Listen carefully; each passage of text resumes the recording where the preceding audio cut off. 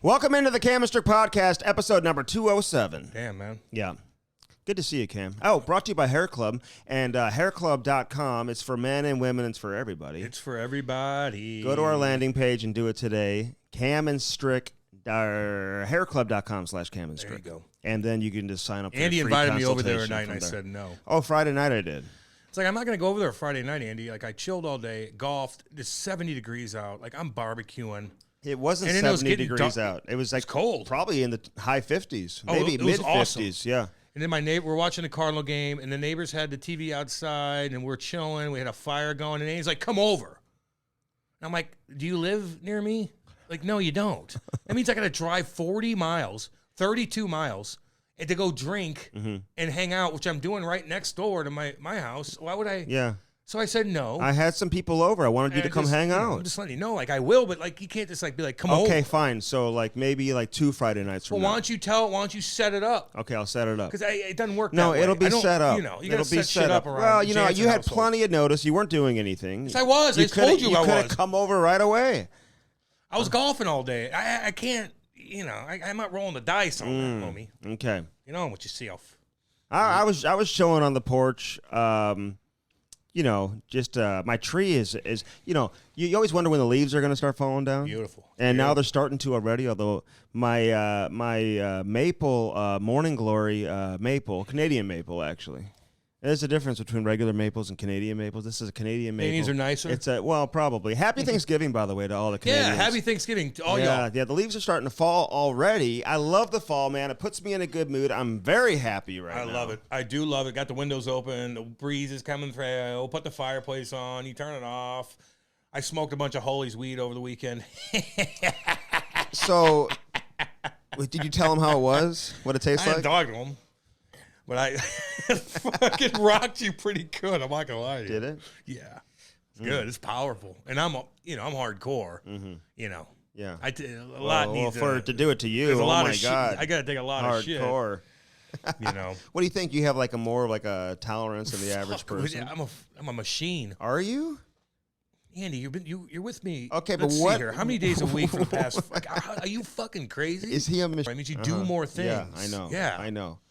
So if you're Kill a not goddamn elephant, some of the shit I took. What's the opposite of a machine? You.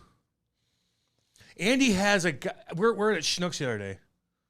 You know, doing the thing for the Cam and Strick seltzer, mango lemonade, and Andy's sipping on it, and he literally got seltzer drunk with sipping on. You didn't even finish the fucking. He's like drunk. He's talking and everything. Like, I'm like, damn. I was not drunk. Like a child. I'm putting on a show for people. No, you even look at me like, whoa! I'm like, Jesus Christ. Kate was drinking more than you, and she's like, Jesus, Andy, like, God. Oh my God. Almost carried him out of Schnucks. He had a half a seltzer. No. What's wrong with you? I had several actually. They're good. Oh, they're very good, aren't they? I brought some Fuck to. yeah. I'll give Jordy Fox a shout out. I gave him some the other day. He couldn't believe how good it was. People do react He'll very drink well anything. to Let's it. be honest there, Jordy. I'll give you a shout out. Yeah, but too. can I just say I don't like seltzers in general. Yeah, I know. I'm not a big seltzer guy. I'm a beer sound bitch. This is like it doesn't, you know, some of these seltzers, man, you get these White Claws, you get those Trulies, and they're very sugary. They're way too sweet. I know. It's This just one's like good, dude. It's like a beer, I got to be honest. I don't know. This one's good. I will say this. Four Hands Brewing Company, by the way. Yeah, right there, man. You know what it is? This is a time of weather, though. My buddy had this smokeless fire pit, man.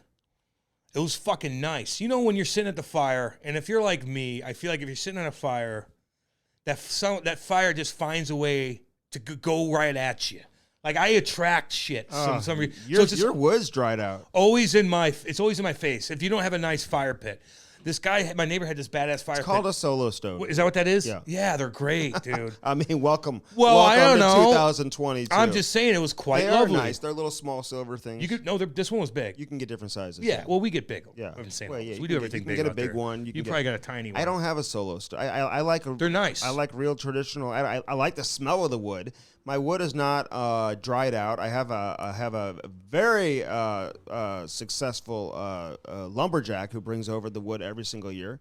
And he stacks it for me and does all, you know, and it's fresh, man. And you just don't really deal with that.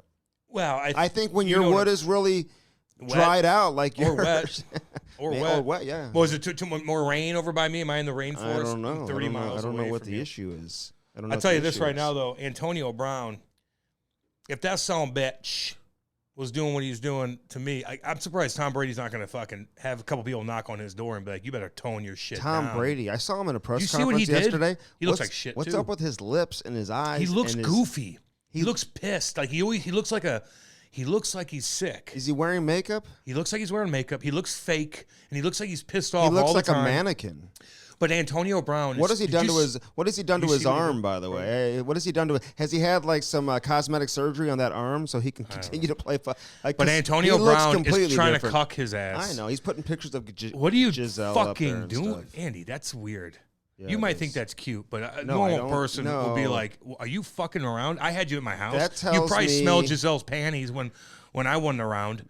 Now you're fucking trying to cuck me. No, I might have what some he's guy. doing. I might have some guys bang on your door and give you a little talking to. What he's doing is there's something personal between he and Tom, and he's crazy. He's not all there. Wow, and therefore this is the way he's trying to come after Tom on social media by doing this because of whatever personal issue he has. You know, listen, they were teammates. Tom brought him there, and Tom probably didn't go to bat to try to keep him. Maybe didn't help him out when he felt like he needed it when they were, kicking him to the curb or whatever. Right, so, kicking him to the curb would kick so himself he's to the curb. crazy, dude. He's crazy. He's crazy. But on the other hand, he's whipped his dick out in Dubai the other day. Was he in Dubai? He's in Dubai, which, listen, all y'all out there, if you're going to like the World Cup in Qatar, like you whip your wee-wee out, you're going to goddamn hardcore prison. Hardcore. You might lose a fucking hand. Oh, in Dubai? In Dubai or Qatar. And they did that? Yes, he whipped his dick out in a pool at this fucking resort.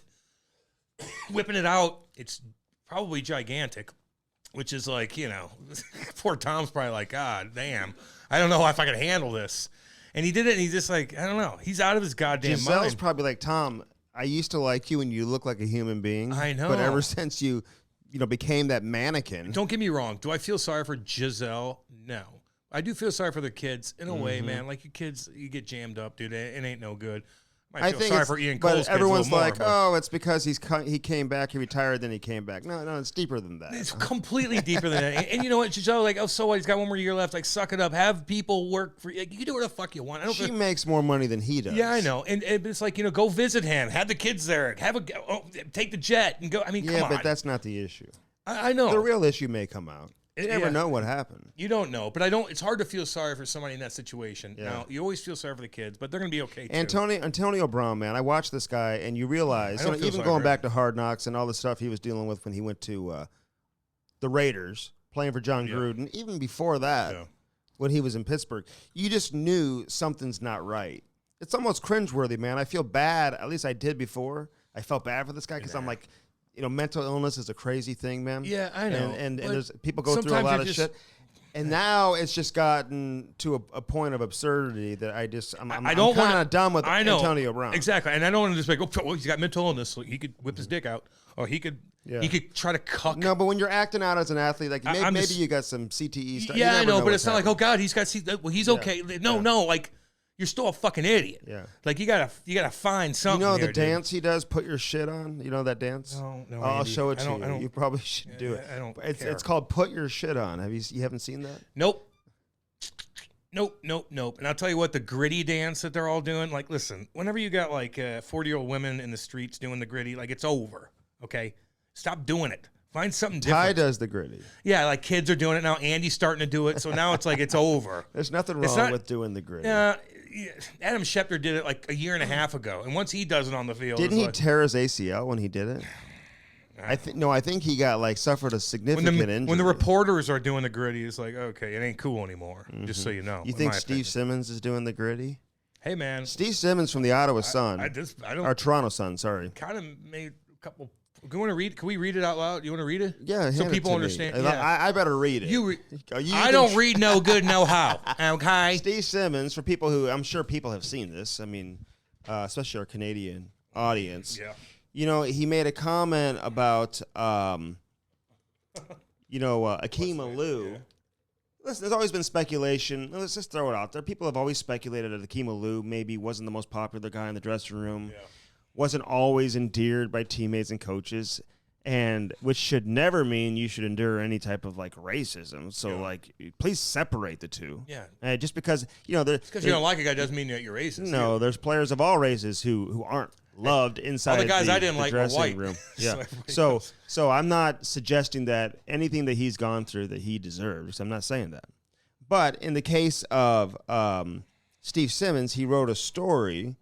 No one wants to say this because of all the politically correct police and all, but those who coached Akeem Alou must cringe every time they see him in a news report or a commercial talking about what's wrong with hockey. Like he would know. By my count, Alou played for 23 teams in 9 different leagues in 12 professional seasons and rarely finished any season with the same team he started with. If that was color-related, how is it that Wayne Simmons spent just about the same 12 seasons playing in the NHL? Listen, I don't think you can compare every African Canadian or African American to one another. They're not all of the same like situation. It's just like because he couldn't survive and whatever that it automatically means that a guy like Wayne Simmons shouldn't be able to survive either. But yeah, they don't connect. They don't connect. That was a bad so analogy. That was probably a stupid comment. But the beginning part of that statement is true. Mm-hmm. And if you ever talk to people, and like there's some cases where you get like a Mike Sillinger. He's a great guy, but he played for 50 teams. That doesn't mean people didn't want him. He was useful. Right. And he was he was on a lot of bad teams too that he was always available at the deadline. I know, but when you look at guys that had talent and they didn't make it, and they were shuffled around from team to team in the minors, meaning they didn't want you. Yeah. It wasn't like you're making NHL money or bouncing around. No, they didn't want you. Right. Like there's something to that. I think what he's saying. Maybe a couple of those Bill Peters and stuff. There was some racist stuff going on. Sure. But not every single team was like that. And there's more to it if you're getting bounced around. I think that's what he's trying to say with Wayne Simmons. Yeah. Well, if Wayne Simmons was an issue inside the dressing room or caused problems or wasn't liked by his teammates or had issues with coaches or whatever. I'm not even talking about Akeem Alou. Yeah. I'm just saying if he had those problems, he'd be bouncing around too. Bouncing around all over the place. And Wayne Simmons is a better hockey player. And he's a better hockey player. Yeah, and he's tough. And he's tough. And, you either, I don't know. So anyway, Akeem Alou comes out and posts a video calling out Steve Simmons. Called him racist. And essentially calls him a racist. Which is... And he talked about, the trials and the tribulations that his dad has gone through, having come over with no shoes. The fact that he was in junior, he was put into a bathroom naked with like 5 other players. It happens all the time. It's not good, but were they all black players? I don't know. I don't have all that information for you. Yeah, I don't have all the information. So that you cut that outside. We all kind of went through. So that. And they fired Bill Peters as they should have. Yeah, they fired Bill Peters. What else? Did he say? He said somebody showed up to a Halloween party with blackface and his jersey on. Well, that guy's a fucking loser, idiot. And they fired him too. Yeah, I mean right? blackface, like that's just goofy. Don't do so, that. It's offensive.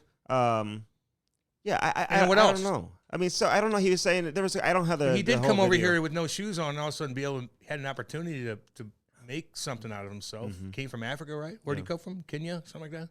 Yeah, listen, I don't know, but so like, I'm not saying he didn't have a tough time because there are some crazy ass psycho racist fans that will call you the N-bomb and deal with it. Yeah, but like. You played for 50 different teams. Listen, man. I don't know. My grandparents came over from Poland and the Czech Republic with nothing either. My little grandmother, who didn't speak any English, they speak like 5 languages, was shot in the leg. Was she Jewish? She was, yeah. Yeah. So there you go. And they both. I wasn't raised Jewish. We can get into that too. I know you weren't. Because my dad wasn't Jewish, and it was like my mom converted and all that. Then went back to Judaism after my parents got divorced. It's crazy. Yeah, we can get into all that. No, I don't want to get into. You want to get into that now, or fucking no? Bore the okay, but anyway, so my grandmother and grandfather were the only survivors of their family. Both were one of 6 siblings. They're about to get thrown in ovens. My little grandmother, dude, she's like 4 feet tall. And to be honest with you, shot in the leg, come over, and my mom was born and raised in Sweden, which is why I always talk about my hands and why I'm more skilled and I'm more offensive, and my hair. Andy, I'm glad you brought that up, dude. Yeah. And a lot of people forget about that. That happened in the fucking 40s, homie.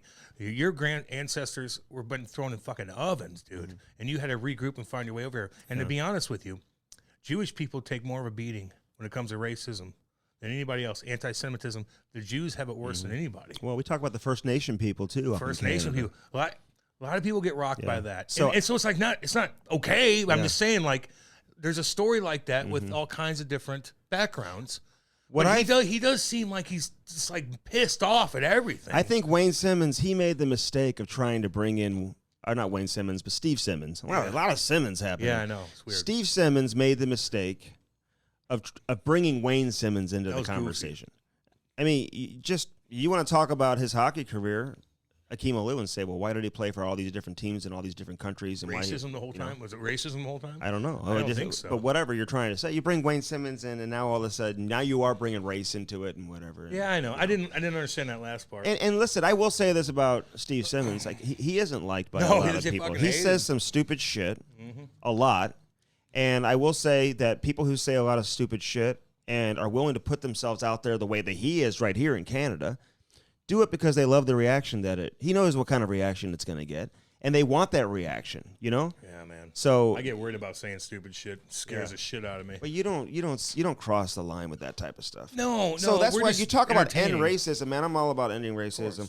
Nobody would certainly support that. Certainly in hockey. Listen, but I've covered. But come on, I will say this: I've covered several black players who I've gotten to know very well, like become very close friends with. Jamal Mayers being one of them. Yeah, you work with them every damn day. Chris Stewart, got to know him extremely well. We were neighbors. Yep. Reaver. Ryan Reeves. Let's see. Why am I forgetting? You're struggling, Andy. I'm forgetting the goaltender's name who was here. Well, I know Kevin Weeks, and I know Brathwaite. Freddie Brathwaite. Freddie, awesome guy. He's friends with Losey and all that. Great guy. I have been around some of those players who have come through the NHL, and none of them speak any negativity about it. They all had long careers, man. They were all really good players, and they all spent a long time in the NHL and had Big Georgie. For the most part, they appear to have had a real positive experience playing in the National Hockey League and playing the game of hockey, right?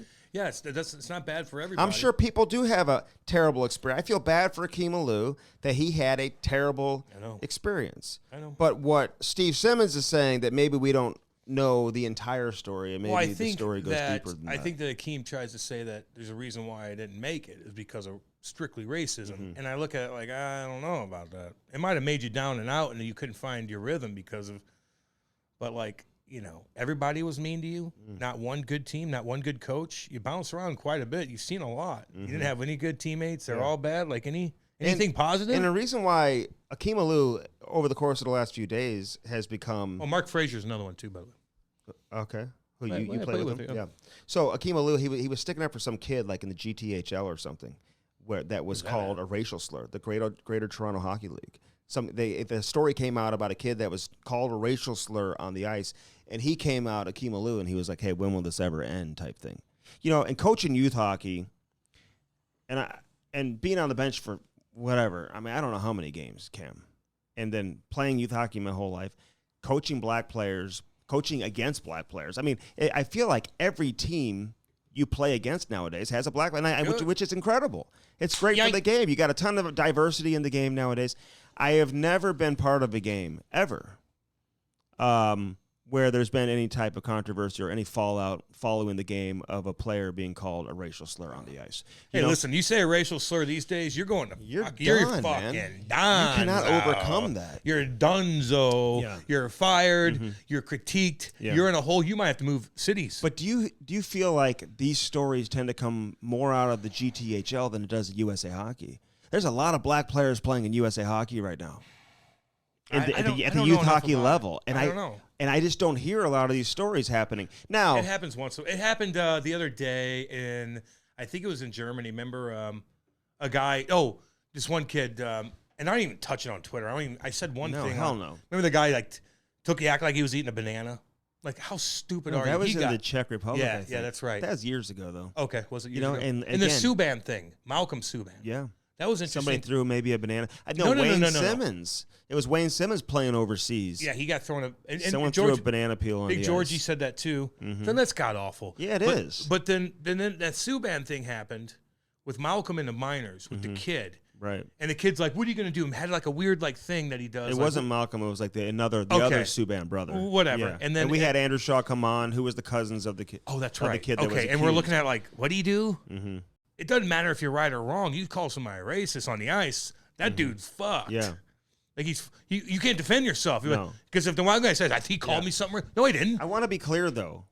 I'm not suggesting that what is taking place on the ice in the GTHL up in Toronto, that it doesn't happen or it didn't happen. I fully believe it. Yeah, okay. I fully believe it. I get that. You know? Yeah, I'm not saying it didn't happen either. And so if it happened, see the video of it. If it happened and there's proof that it happened, find out who it was. How about that? And you got to sit his ass down. Now, a kid, I'm not going to sit there and say you ban him forever. You hope that you can learn from it. You hope you can get some type of like therapy and education to where these kids don't make the same mistake. And they're going to go through but you shouldn't do that. Now, again, there are cases just like that tennis player from that college tennis player said, the fans called me something, and everybody's like, no one's heard anything. That's weird. Somebody said the Was N-bomb. it college or pro? This girl, she's a tennis player. I forgot her name, and she cried wolf. And there's no video. There's cameras everywhere. Everybody's like, I didn't hear anything. The security guard, they took a kid that was handicapped and kicked him out of the thing just to show that they did something. And he's like, what'd I do? It was the weirdest thing, and she keeps double down, and people are coming over like, we got to step her. Like, Well, I mean, listen, if you throw an N-bomb out in a crowded place, just like another thing, in baseball, there's this mascot called Dinger. There's this guy and his son behind home plate, and he goes, Dinger, come here. And the announcer goes, I remember he heard that. and then everybody, Nightingale and all the riders, throw all this guy, and the guy's like with his son, like, that, you don't do that. And that they doesn't had happen. to have like a forensic specialist come and the and guy's like, no, break down the audio. I'm calling for the fucking mascot named Dinger with my son and my daughter behind home plate. And you think I said the N-bomb? Yeah. Are you out of your mind? Right. So listen, I'm all about growing the game and making people of all races, of all colors, feel welcome and all that. I'm fully on board with Andy, that. you don't have to. We know fully that. on board with that. We know you don't have to say that. But, we know. Listen, if shit's being said on the ice that's crossing the line, Fuck them up. Suspend them. take care of that shit No right shit. away. But if it's not happening, don't it's like you could put somebody in a jam if they didn't do anything. So anyway, there's a balance to it. It all needs to stop. But the bottom line is, like, things are getting better. And if they do say anything, if somebody heard you say something, you're fucking donezo. You're done for years. You know, what I don't understand is why, they've got like two different hockey diversity, like alliance groups that are out there. One's with the NHL and one's not with the NHL. Yeah. So this one, Akeem Alou, who I think is with like the Stewart brothers and some other people. Like, I wish they would all just come together. That's all I'm saying. Why don't they? I don't know. Did they have a movie coming out, Black Ice, and then LeBron's getting sued by some guy? Maybe, because then you have the group with like Jamal and Anson Carter and Kevin Weeks and those guys that work with the league. I don't get it. And it's like, well, I feel, and how I like, just my own personal opinion, I feel like they're not completely in tune with one another. You know what I'm saying? That's interesting. It's just, I don't get it. Not that there's conflict, but I don't feel like they're on the same page. They don't come out and they don't do anything together. Do they think different way? Does one have a different mindset on certain things? I think one group wants to be independent, and the other group is kind of controlled by the National Hockey League, or at least under the NHL umbrella. Yeah, okay. And maybe they all don't want to be under the NHL umbrella. I just wish. Do whatever you gotta do. You're stronger together, Cam. You ever heard that saying? You ever heard that one? Yeah, I guess. Okay. But just do what you gotta do. Get the word out. Yeah. Don't be a fucking racist. But okay, I'll jot that down. Steve Simmons he's not the most like dude. No, but I don't think he's racist. Shit. I wouldn't say he's racist. He's going at. I mean, listen. Do you really need to go after Akeem Alou either for like how many teams he played for and what? I mean, I don't know. Like, where'd that come from? He's bored. I mean, you have to know what kind of reaction this is going to get, and you got to be willing and want to have that reaction to put that out there. I know. You think he should be fired? That he should never write again? As Akeem suggestion. Dude, the whole politician, the whole cancel culture, man. Like I can't tell. Like, let me just ask you this, Cam, because all the stuff that's been going on with Hockey Canada, and Rick Westhead has kind of been the face of all of it. Like, he tweeted out something today about like running into a lady at Starbucks or something, and what? And I don't know what he's saying. Like, is he complaining about something else? What, did Starbucks coffee not hot enough? No, for the women like folk? He's saying like he was at Starbucks and he saw a woman. He said at Starbucks this morning, waiting in line when a woman behind me says, "Hey, Rick." I look at her, no clue. A few pleasantries before she tells me her daughter has been wanting to connect with me. Just waiting for a national sports organization to release her from an NDA. Okay. What the fuck does that mean? I don't know. Okay. I'm standing in line at Starbucks, okay? And a woman, yes, a female, knew who I was. And she talked to me. And I'm going to tweet about it. So what does that mean? What does that mean? I could be at Starbucks and someone may ask me if, like, Jake Neighbors is going to make the Blues. You know, it's like, you know what I'm at the gas station every day. People talk to me about all kinds of shit. I don't fucking tweet it. I'm going to get the fuck away from So I don't them. know what that means. Okay, well, for you to put that out there, you were at the Starbucks this morning. A woman? And you know already that her information is factual, it's accurate, and everything. And you're going to tweet it? And again, I'm not suggesting that it's not, but I don't know why. And then you tweet about all these other things. This is tweet worthy when you have the platform that you have. This is not. I'd rather you put your this Wordle is not what score it's all on about. there. Because let me just say this: you got all these kids putting out their statements from the 2018 World Junior Team, Canada's World Junior Team. You had the story come out about the 2003 World Junior Team about this video that apparently had surfaced. But now there's some rumors behind the scenes, unconfirmed, that no video was ever produced. Okay. And I talked to somebody from the 2003 team this morning. Hey, what's going on with that? And they don't know anything. They're like, I don't know. So, like, it comes out. Everyone gets painted with this brush. Everyone thinks, oh, my God. And then we never hear from it again. You know, so I'm just wondering where we're at. Andy, what is going on with Hockey Canada? You're on today. No, like, what is going on with Hockey Canada? Like, what are we trying to accomplish? Anything else going on? You put all these guys in the corner here. You said that somebody did something. What else? It's like you hear these stories about how, there's a fund that's set aside, like a legal defense fund or whatever they want to call it, in the event that somebody is sued for sexual assault. Well, most companies and pretty much every hockey federation, I would imagine, has some type of slush fund set up. Especially when you have some fucking like Graham James, floating around on these fucking people. Like you may have a slush fund set up. So again, I'm not saying it's all good, but I'm just wondering what we're trying to do. If we're trying to help the game, I'm all for it and I'm behind it. But if we're trying to cancel the game or cancel people, cancel individuals, hurt the game, then I'm not on board with that. I want to make sure we're trying to move the game forward. We want to help the game. But we see these like bombshell stories, Cam, headline stories. I mean, they cancelable stories, meaning sponsors are canceling. And then it goes away. And there might be a lull here where they're putting everything together. Yeah, but where is it? Where's the update? Tell us, like, what's going on. I know that whole team. I know everybody on that damn team. Every single one I played against somehow, somewhere, talked to. I want to know what's going on. What happened? I'm sure they're all probably like, well, what? Can we, And I'm sure the girl wants to know. I don't know. I don't know, Andy, but you're on today. I get you. I just, from a journalistic standpoint, man, you better have that follow-up story. I get you, and dude. you better have another follow-up story. Yeah. Like, let us know what the hell's going on. Especially when there's money involved, too. To throw stuff out. And you're calling for people to... well, they're canceling. Like, sponsors are canceling. To be resigned or to be fired or to forcibly resign.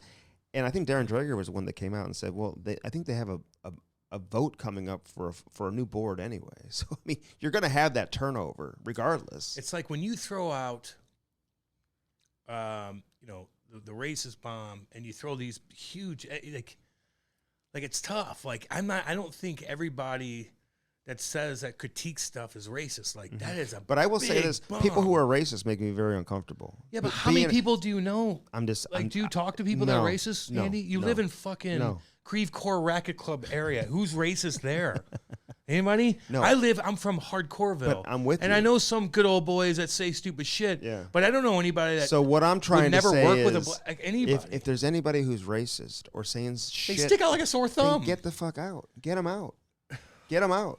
If somebody's saying stuff on the ice, get them out. They will get them out. But I don't know, this Hockey Canada thing, man. I've known so many people that have gone through Hockey Canada, through the system, either grown up playing minor hockey in Canada or obviously made it to the NHL or been executives with the Hockey Canada. They're all like really good people. So I don't know. I don't know either, dude.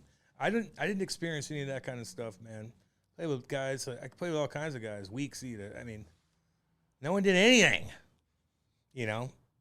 I was doing crazy ass shit, but I didn't hear any of that stuff. I didn't. You know, I don't PK know. Subban, I don't know what PK went through as a player. I would imagine his life was pretty good. He's made a shit ton of money from playing hockey, and hockey has afforded him the opportunities where he's going to be able to pick and choose what he wants to do in his post-career. And so I don't know. I know he was upset about his brother and stuff like that. But again, I saw that video. It was more about the video's there, so it's like a if you player watch was the video, striking a pose and I've done that pose on the before, ice, where you're like tough guy, you're a tough guy, Yeah. and it was taken as something else. which is ridiculous. If that was the only thing going on, and again, like it's hard to have an opinion on some of these things because there's no video. Yeah, but it's hard to overcome something if the act that you committed is taken completely wrong or taken out of context. You can't overcome that. So my advice to any kids out there, don't do that strongman pose. Just don't do it. Because somebody may take it the wrong way. I know. You can't How live about this Ian Cole situation? Man, it's a big deal, man. This is really bad. This is really bad. It's really bad. And he already fucked up anyway with the old girl, and she fucked up too. So it's not like, she's not a victim. Like, she's older. Yeah, but let me just say this. I know, but he's not going to get fired but on the other hand, you don't sleep with the guys. Like, you can't. It's a fucking no-no. They say that to you right away, that you cannot even if they're manipulative, and fuck them, they'll get traded, whatever the case, but it's not like on them, it's on you. In that particular situation, you can't go around them in any kind of way. You can't text them in weird ways. It's got to be completely professional. You cannot fuck up on that. That's Ian Cole's fault, but it's also her fault. But this other thing, though, with Ian. But let me get back to that. Go ahead. Because the situation you're talking about is with the first-year Carolina Hurricanes reporter. Yeah, like a beat right. She's their guy. She's the silent reporter. Essentially. Now Hannah Ray Yates has got the correct. job. She essentially does what I do for the Blues, right? Probably a bigger deal than you. But it's different when you're a female and all that. You're not begging the guys, are you? No, I'm not. They try to wheel you all the time. Like, get over here, little boy. Sliding into my DMs. But I see. So am I wrong on what I said? What are you trying to say? No, but my feeling on this is he knows what he's doing. Yeah. Some of these players know they have power over a female. But no, you don't. Hold on. And it's her first year on the job, first year ever on the road and stuff like that. Just be a normal fucking human being. Be respectful, and don't do that to the reporter either. How about the reporter be a fucking reporter? Both ways. No, I know. Yeah. I know, but everybody's chirping. No. Ian Cole might be in a big, big jam, and we're going to get in that in a second. With this particular situation, you know right when you start that job, you got to stay away from these guys. I don't give a shit. What are you trying to do? What are you not going to get a quote from? Is he not going to talk to you anymore? And listen, tell him to shut the fuck up. There's a lot of these stories that are out there. I know. You got it, girls. Put your foot down. Be professional. They're not, making the mainstream media. Hey, listen. If you bang Ian Cole, he ain't going to help you with anything. You're not gonna move up in the ladder. Right. If you're gonna do anything, bang the owner. And from what I understand, she was engaged.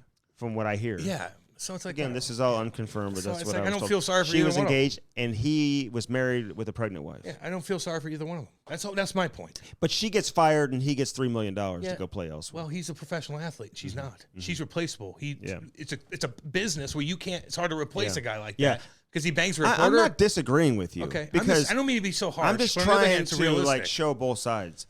And my feeling is, working as a media member, I've covered the NHL now. They tried to bang you a lot. This is going to be my 24th season.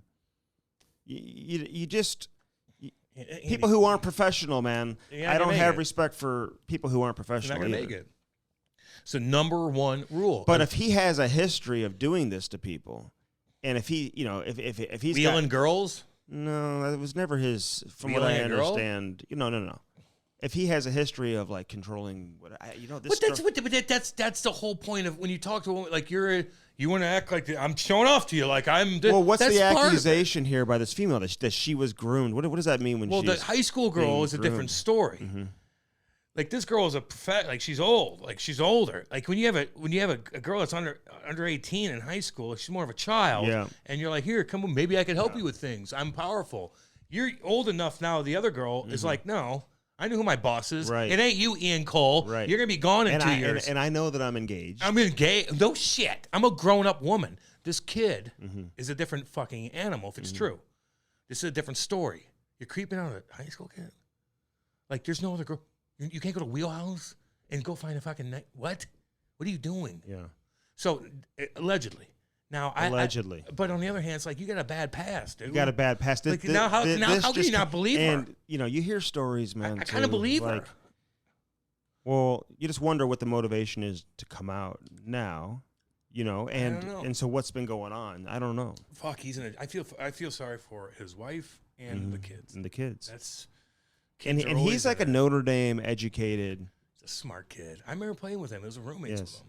He was nice, but No, he had a little bit of a reputation inside the room too, talking to some players. I know. No, there's a couple. He wasn't things. always loved. I'm not. Oh, I know. Did you play with him at the yes, same time? and I had to put him in his place a couple times. Okay. I remember one time he Ask talked Brad shit Boys. to you What? at I think it was you. What? Hold on. I've never talked to you about this. This is crazy. But I remember Cam Jansen was already in the league for a couple of years.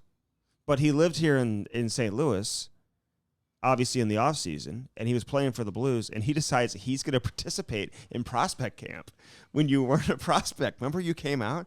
And I feel like When I was playing for the Devils. I don't think so. No, you were playing for the Blues. You wouldn't be able to if you were playing for Why the would I Devils. go to prospect camp? You came to rookie camp. And in St. Louis? Yeah. I mean, I'm there. Yeah. I'm probably just skating exactly. with the guys. You just wanted to skate. Oh, okay. I was just skating with the guys. With, like, other guys, too. In an organized practice. Yeah, with, like, Patty and them. We all skate. No, it was just you and all the Blues, like, top high-end prospect. You wanted to come skate. Oh, okay. Yeah, yeah. I don't know if you were recovering from injury. I don't know what it was. Yeah, okay. But you wanted to skate. There's I'm nothing here. wrong with it. You're Yeah. here, and, like, you were, like, and you weren't, like, you weren't, like, 10 years in. You were young still. I'm still, like, 24. And you're, like, I want to skate. So what'd he do? And I remember you saying something like, if that fucking guy looks at me and says that again or something like that, he kind of like made a comment to you. No shit. In the room, yeah. And I remember you telling me this. Really? Yes. Fuck my stupid memory. God. Yeah. But I got to know Ian pretty well, man, when he was here. And Ian, he never lacked confidence. Yeah, it's true. And, he never was able to establish himself here in St. Louis. I remember there was like stretches of like 20, 30 games where he would just be a healthy scratch. I Wouldn't told play. you I yelled at him a couple times. I don't remember that particular situation. It happened. But was I probably trying to be funny a lot? And he's probably No, saying, you were like, who the this fuck are you? Yeah, like like in fucking camp, I'm gonna fucking run his ass or whatever. Oh, Jesus. Oh, God. Ain't good. You didn't say that, but you were. probably did say I that. remember you were agitated. Like he kind of gave you a little bit of like attitude. I'm like, I probably took the guys out. Now, you got to listen. When I did that kind of stuff, I would take all those young kids. No. Andy knows that. I know, though. but like this was like this is prospect camp where they're controlled by the team. The team has activities for them at night. I don't think you were going to all that type of shit. You just came to skate. Yeah, dude. yeah. Oh, I know. I'm just saying, like, I don't want to act like I was a tough guy today. I always took all the guys. I'd have them always at my house. I would bring limos out to take care of the kids and have fun, get them home in time, always be, So if like he was a dick to me, I'd be like, why don't be like that, But dude. Tampa Bay will have no issue, but they've suspended him. With pay. This isn't like Kucherov where he's a superstar player and you need to get to the bottom of everything to make sure like it's 100% before you just let his ass go. They just cut the cord. I know. Just let it go. He's coming off of this other shit. It's 2 in a row, man. Can't have it. That after you signed him, he had the other shit from know. Carolina. Now he's got this other accusation. And I know you got to do your due diligence in your investigation, and it's an anonymous tweet. I know. But if I'm like you're Tampa Bay, you've been to 3 straight Stanley Cup finals. Need it. You've won 2. You don't need it. You don't need Ian Cole. Nope. Andy's So right. if the investigation comes out that he didn't do anything wrong, then let somebody else sign Ian Cole. No shit. Okay, but you're on today. Just so you know. just got to go. You look good too, by the way. What are you wearing? Thanks, buddy. What is this? Lululemon? I don't like jacket. the shoes because you look like you're pouring concrete with those, and you certainly don't know how to fucking do that. But I like. I didn't those lace jeans. them up. These are That's a nice shirt. You normal look good. normal brand. You look good. Thank you. So that's all I'm gonna say, baby. You're on your game today. So am I? Yeah. I hope no one Kinda takes are. it the wrong way and like I'm so Andy, scared. I worry about. I'm so Listen to me. scared. All you guys out there, I love all you.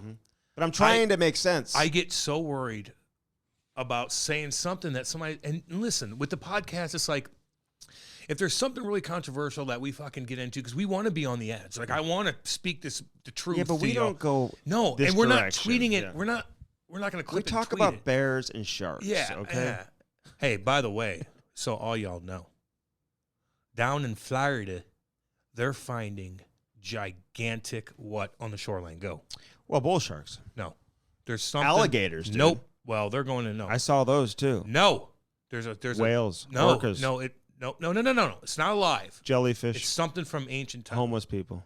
No. Megalodon shark teeth everywhere. Really? Yes. Size of your fucking head, which isn't that big. Hold on. What's a megalodon? What? Megalodon? You don't know what a megalodon is? Wait, you think I should automatically know that? It's an ancient shark. What are you wearing today, by the way? First Form sweatpants, a Lulu. I got my Blues alumni. I look like I get up at 4:30. It's a vest. I can't see what I'm getting. Do you shower before you go to the Sometimes I do. Sometimes I do if I got shit to do.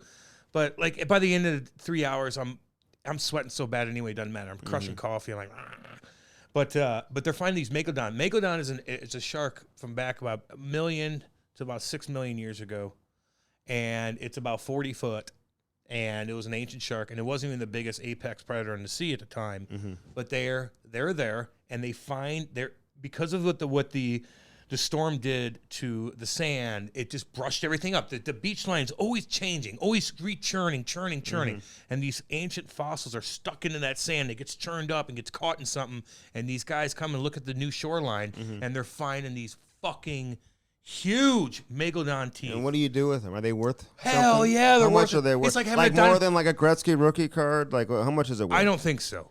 But I think that if you have a big one, it's like having a dinosaur bone. Now, they're not that 65 million years ago. Megalodons were different or whatever. But these things happened. These were 1 million years ago. So that's not that, in reality. 1 million years? That's not that far away. You think that ocean was there 1 million years ago? What? Hold on. How long was it? I mean, hey, Brody, hold on. Don't edit that out. No. Edit that Brody. out. Don't do it. He's been on his game. He's like, I need to see when he's talking about this kind of, and he's pretty good. How long has the ocean been sitting there? For a long time, billions of years. What do you think it looked like 1 million years ago? The same. The same coastline, same beach. No, a little bit different. Now, Pangea. Is anybody on the beach or dinosaurs? Or what's fuck yeah. Who? Like monsters. You believe in dinosaurs? God, yes. You do? God, yes. I know exactly what happened to them too. I believe exactly what they said about the Chicxulub event where the asteroid hit 60. You believe in evolution? Well, yeah. I do believe in evolution. Yes, I do. Fuck yes. What were we? We were apes. Really? And then all of a sudden the grass was too high, and so we had to stand up on our straight hind legs and start figuring it out that way through evolution in Africa. Really? That was during Pangea, when it was all one continent. What about Adam and Eve and all that? Yeah, I don't know about that shit. I mean, break that down for me. I don't know about the Adam and Eve stuff. I'm not into like an apple fell off. Do you know the story? Yeah, the story goes like the apple and there's fell. a snake, and they're banging each other. Oh, the serpent. Yeah. Is that not a snake? What is it? No, that's what they call it. Whatever. So in this particular, you got to call it what it is. The Big Bang Theory is kind of goofy too, in my opinion. It's crazy. I'm not familiar with that. The Big Bang Theory? Yeah, what is that one? Well, it's just a TV everything show. happened. Look like a terrible TV show. Nerdy Never ass watched that fucking shit. nerd. Does anybody watch these Yes, my wife did for a bit. Anymore? Listen, I don't. My wife did for I'm Big Bang Theory. I'm like, motherfucker. Like, I don't like this. Mm-hmm. It ain't fun, but I let her watch it. It's all good. Like, sometimes they're kind of funny at times. Whatever. I'm not into that kind of stuff. Anyway, but yeah, no, the Big Bang Theory was something, I guess it just all happened at once, just boom, whatever. Oh, but okay. I know, but the dinosaur stuff, man, if you find a megalodon tooth, like that thing's hardcore. It's like finding an ancient, prehistoric bone. Yeah. They're intact too. They're huge. They're the size of your the head is still there? No, the whole tooth. The whole tooth is intact. So, like they're still like. I it just shows how like. tough. It's probably so smooth from all the salt water and they're stuff. brown. They're scary. They're scary Really? looking, dude. Look them up. I'm going Megalodon. to. And because of the hurricane, they're coming up to the shore. Yeah, it's churning. Anytime there's a big storm like that. That's amazing. Yeah, dude. It's crazy. What happened with Biz? You were saying like we need to like. Which fucking poor bit. Like, and I know Hully kind of chirped him on this episode a little bit too. And it's like, Hully, look, Biz is a star. I love Gretz, but Biz is a star. Okay, he is. All right. Everybody goes to listen to Biz. Mm-hmm. They do. Okay. I know you love. I love you, Hully. I mean, I know you. No one's ever comparing Biz to Gretzky as a hockey player. No, but right now after hockey, Biz is the best thing going. Like, he's just the man. The problem is he's the man. In hockey. You can't compare it like to the NBA because the game's greatest players in the history of the game don't have that personality. Biz is probably more popular than Gretzky now. Well, he's not. In a weird way, I think he is with the youth that you're trying to attract. It depends what type of popularity? Well, that demographic you're trying to talk Twitter to. popularity. You're talking social media. You're talking the podcasting. I get you. Yeah. You're talking to the popularity that you're trying to attract. If you have a corporation that says, I'm going to pay for Wayne Gretzky or Biz to come speak to us, that Wayne's probably going to get paid. That's fine. Fine. But Biz is so damn entertaining. Oh, yeah. And I love Wayne, too. And Wayne's, but like the young kids listen to Biz. And the kids that are coming up, the girls, they listen to Biz. And they don't listen to Wayne. Wayne doesn't do anything. I don't think Wayne doesn't come across to me that he wants all the attention on the show either. He doesn't want to talk the whole time. But Hully bashed him pretty good. I should have chimed in a little bit. I don't think he bashed him. Okay. I mean, he just said. I don't know. I don't remember. Exactly. Well, sorry. I remember at the time, I'm like, oh, fuck, I got to have to. So saying he bashed him, I think, would be a little bit strong. My bad. Was he critical? Sure. Okay, critical of him. He said, and you'll hear it in the show. I mean, he just basically said it. He doesn't know why the TNT studio show has Wayne Gretzky sitting all the way at the end. Biz is a star. He's the star of the show. Mm-hmm. There's no doubt about it. So what were you telling me that happened? Oh, with Biz, he said something to the effect of, women got into hockey because of Tyler Sagan, how good looking he is. Just joking, like we always do. And of course, it's not really the women that get upset. It's the grown men media people. And they're like, oh, I'm going to speak for the women now because I know what's best for them. And that's offensive. And I'm going to talk about it. Like, Jesus Christ. Do you know how many women got... listen, I don't want to get canceled either, but how many women loved Brendan Shanahan back in the day? Mike Modano back in the day in Dallas. Remember Mike Modano tried to wheel my 16-year-old girlfriend back in the day? At the hockey card shop? It's like the men... At the hockey card shop, he offered her tickets, and I'm standing right there. I'm like, can I come too, Mike? Yeah, and watch you. And I'm like, 15. I don't even mind if she dates you. I know. Can we all hang out together? I'll watch it. As long as I get to hang out with you. But it is just like, Biz is just joking. He's the nicest guy ever. He's nice to everybody. He's going to say goofy things just like I do. Thank God, fuck. And you guys have to, that's what you're getting out of it. Like, fuck off. I'm offended. So I didn't hear that. I saw it all over the place. It's not a cancelable offense. No, but just settle down, guys. Like, geez, Louise. Did you talk to Biz? Was he upset about this? You want to chirp Ian Cole? Be my goddamn guest. Yeah. But like Biz, it's like, what? You want to chirp Steve Simmons? Steve Simmons, chirp him. I don't give a shit. You want to chirp Akeem Alou? Chirp him. Everybody should get chirped. Everybody's fair game. But on the other hand, it's like you're reaching for something that's like could be cancelable with him. Yeah. It wasn't like you're defending, like you got now you're just stirring a thing. It wasn't that big of a deal. Mm-hmm. He's a comedian. Yeah, he's a comedian. Who is? Biz. Oh yeah, that's what he is. He's a comedian. Dude, you have to treat it like that. I watched this video last night of him and like Zach Ronaldo. Dude, I saw it too. Fucking hilarious shit, man. Well, because we had tried to get Zachy on. Well, he's coming on. Yeah. Okay, I went to the Cardinal game, by the way. The playoff game. Oh, Jesus. What a blast. I'm not kind of another hot take. I'm sorry. I am so sick of Wayno, Yachty, Pujols talk. It's all everything. Yeah, but enough with it. But Wayno, it was fun. Wayno's coming back because I think he feels slighted. I think he feels like he's hit a dead arm. Yeah, but I think I get the sense because Wayno's always gotten so much attention that I feel like Wayno's going to come back so he can have his swan song. Arenado and Goldschmidt on this Cardinals team need to take over the clubhouse. It was all about the big three. What do you think? Weren't even thinking about winning. What do you think they really think internally, or the manager? Is it too much for the manager? He balanced it pretty good. He did. Year. He did. He did a damn good job. All the farewell stuff, trying to get Albert in. Now Albert helped himself because he was hitting and all that shit. But like, it was all about them instead of like the team. Is it all about Aaron Judge with the Yankees though? Fuck yeah, it was. Yeah, they just got shit kicked twice in a row. Not shit kicked, but it's like boom, poof, it's gone. Great pitching from Philadelphia. Poof, it's gone. Mm-hmm. Goldie was out. I don't understand baseball. They've got way too many playoff rounds now. I have no idea what's going on. They go from fun to watch. The wild card to the division. So playoff baseball. Can I say? So I go there and how about those Toronto? Toronto, we love all y'all. We love you, Canadian folk. Yeah. We love big all lead. Y'all. They gave up. I know it's tough. Now, but they. So I'll give a shout out to my friends over at Anheuser-Busch. I sat in the Anheuser-Busch suite. It was a beautiful suite, like the nicest suite there. like right behind home plate. It was so nice, and it was a beautiful night. But baseball fans kind of weird me out at times. Like I'm looking around the stadium, you got women with the cardinal earrings going on, the hats. So what? No, I'm just saying they're very fanatic, and they're living and dying with every pitch. It's very quiet, and it's like. My wife and I are like, hey, it's game 2. Let's go. Let's party. Let's have fun, Well, playoffs different, though, man. You and gotta every pitch is meaningful. I understand. I just can't get that invested. I know. I get you on that. I'm not a fanatic. You know what I'm saying? You're a hockey fanatic is what you are. Yeah, but and listen, you're right. At a hockey game, I'm locked in and I'm watching the game. You're a hockey fanatic. I took my kids to the game on Sunday, actually. The only thank God Andy teamed up with me because he'd be so one-dimensional. Hockey only. Now that you're with me, I'm forcing you to open up your mind. Okay, but I'm not like paint your face, foam finger. Well, no, because you work for the team. Fanatic. You know what I'm saying? You would be if you didn't work for the team. Not a chance. Yeah, you would. Cam, I could go. Yeah, you would. Because right now you work with people and you know what's cool and what's not cool. But Cam, I think like I'm a Notre Dame football fan. I wouldn't go to the game and I'd watch the game, but I'm not like decked out.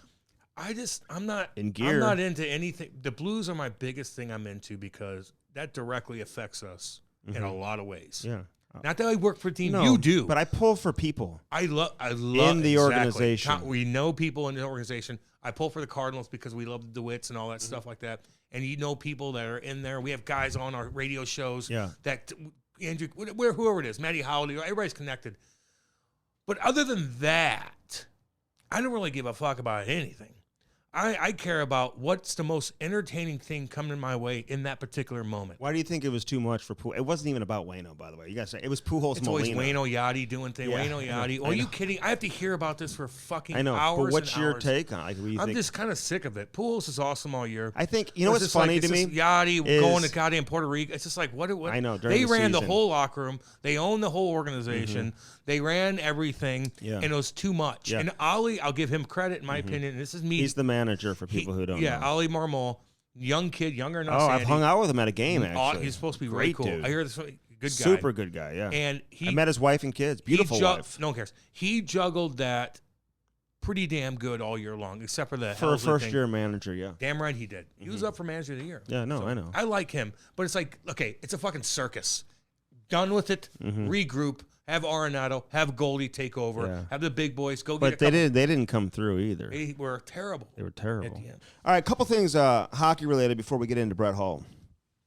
He can talk about his strain, the Brett Hull strain. I smoked that mug all weekend. You've had more than he has. No shit. Holly, how do you like it? I'm on a Wake and Baker. Yeah, we know. But give it to me then, Holly. I'll take all your shit. Yeah, you got a lot of athletes advocating, though. And, Jesus. Doing their thing. Yeah, man. Just so people know, it's made by, it's sold at the Hippos Cannabis Dispensaries, which they have them now in Columbia, Missouri. They have them throughout St. Louis, too. Badass. Right? Yeah, check that out. The Brett Hull number 16 strain, you want to know what the details are? Like, it gets you fucked, Dad. Okay. Can you break it down? Like, what was the flavor? I was Stone Cold Steve Austin. Did you have the flavor? And I was actually still playing pretty damn good golf. Could you taste the flavor? Oh, I tasted it. Okay. It tastes like Holly's mullet in the 90s. I may come out and golf with you tomorrow. Oh, really? Yeah. Yeah, hold your breath.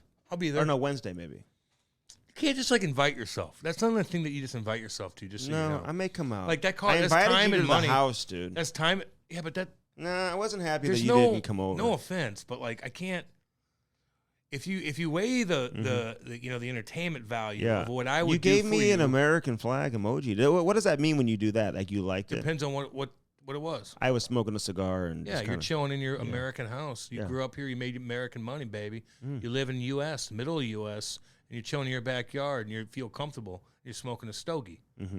It's like fuck yeah, hell yeah, you're doing good. Yeah. Things are good. You should be happy about your setup because we live in a great country. That's why. Yeah. Okay.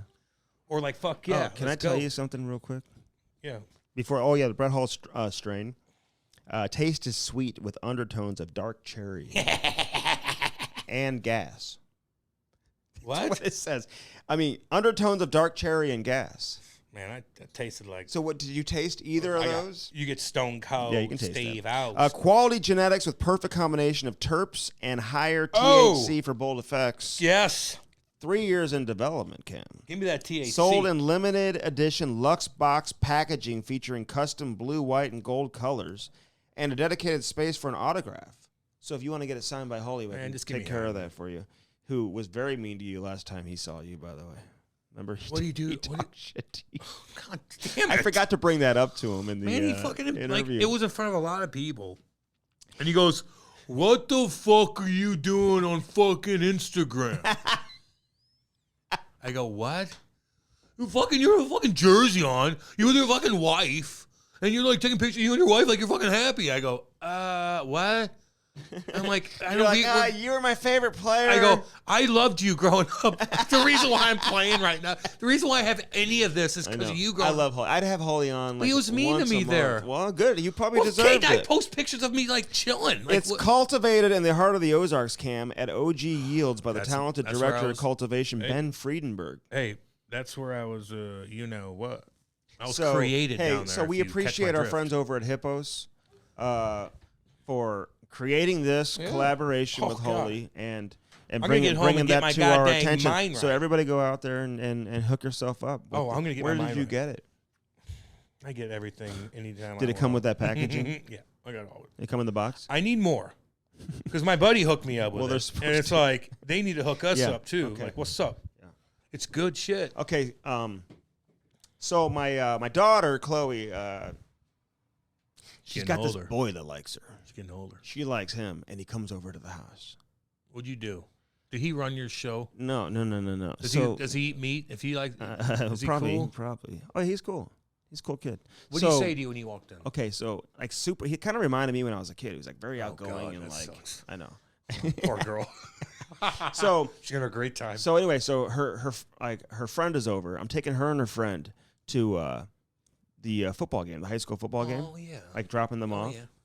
And then she calls me and she says, "Hey, so and so, he wants to come over, and can we pick him up?" I'm like, "Well, just have his mom and dad like drop him off here or something." So they drop him off, and then they go upstairs, and he's in her room. Like now it's not. How like, old are they? 6th grade, dude, 11. But I feel like it's a little early for this. Now, did they shut the door up there? Her friends the girls are up there. There's like more than. So he's hanging out with a bunch of girls. They just go up there. It's wait. Okay. I'm thinking as a kid that's that age. Yeah. To get dropped off at a girl's house. I know. With other girls there, and you're the only one. There was two girls. I know. Don't read it. No. It's too young to even think that way. Yeah, but on the other hand, it's like that kid's doing pretty good.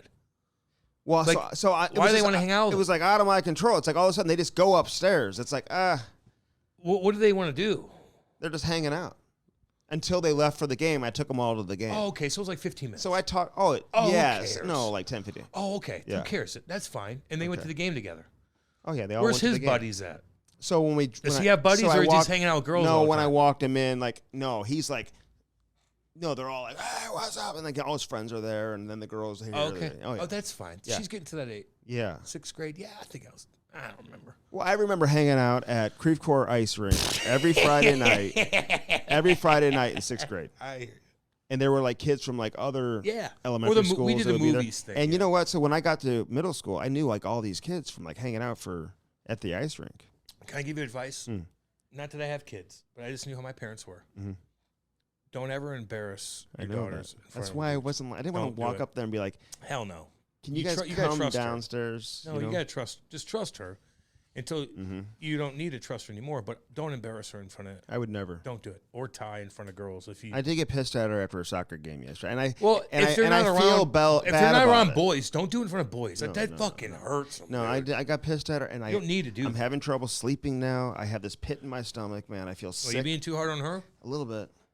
Yesterday, not too hard, but it's like, come on, like. What'd she do? No effort. I just didn't. Okay, there's no effort, then that's the problem. She always gives effort. That's like a staple of her game, but it wasn't smart effort. Okay.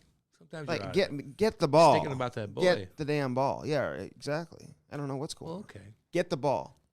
I bought her a phone, dude, last week. She's gonna know, like, the better she plays, the cooler she looks.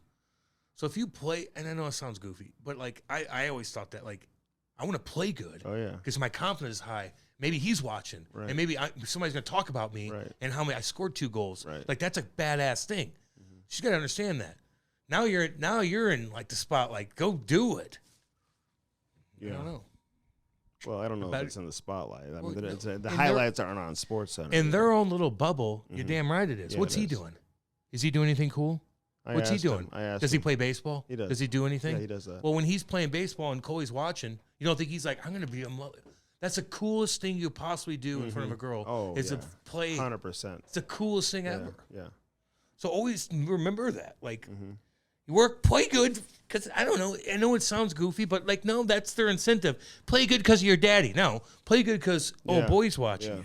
Yeah. You want to be cool? There you go. Here's your chance to separate yourself. Yeah. You know, it's vain, but I don't give a shit. That's what I did. But all I'm saying is, listen, she's my oldest, and I'm just not mature, quite ready for that. You need to worry about little fucking Ty. She's punching very people mature. in the testicles. Yeah, I know. That's what you need to do. Oh, he was doing it last night. He was. I don't know. Like that's just what they do, man. They just run around. No, that's not what they do. After practice, there's like 4 or 5 kids that always stay and hang out. That's not. No, I never did that. Tackling it. I asked my dad about that because he laughed because I talked about it on the radio. Yeah, they're very. Oh, did you? Oh, he was laughing his ass off. They're very. They're just. I go, Dad, did I ever do that? He goes, fuck no. I didn't do it either. Well, talk to him then. You can't do that. I think he's like I didn't throw him out the window. I think I know somebody who taught him that, who like encouraged it. Which like is, a grown up. Yeah. Well, we gotta have a talking to I him. know.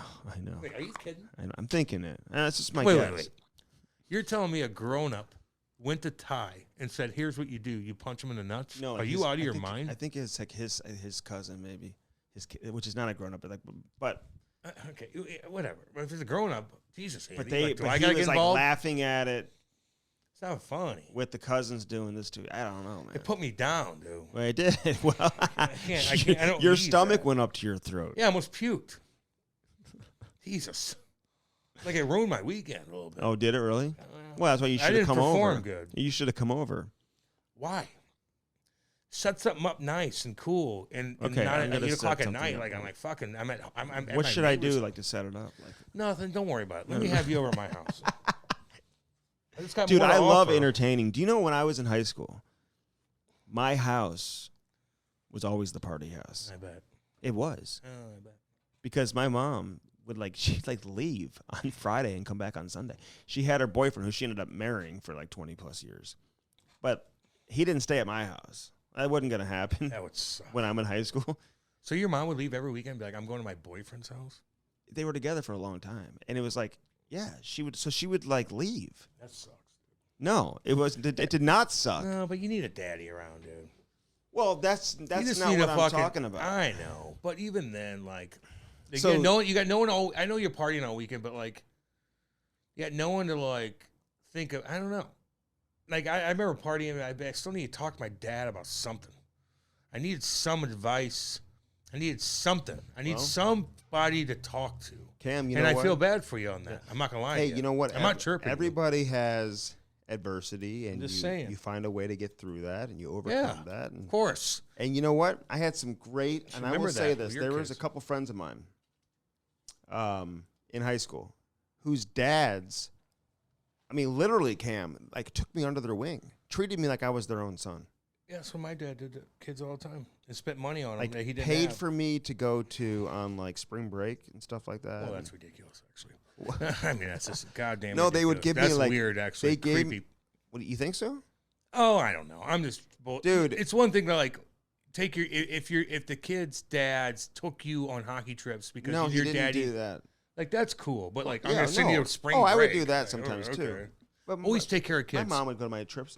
Just like when you go on Yeah. trips with Ty. Yeah. Always take a couple kids with you that mommy and daddy ain't doing Yeah. good. Take care of, have them You learn gotta how to get be back. cool. I'm too stressed out though at the kids. Yeah, you sporting might be events. annoying to hang out with. If I'm a kid. too stressed. Like when you're a kid in minor hockey, Mm-hmm. it was always when you go on these trips, especially if you're driving, it's always like, what car am I getting into? Oh yeah, Who's the cool car? yeah.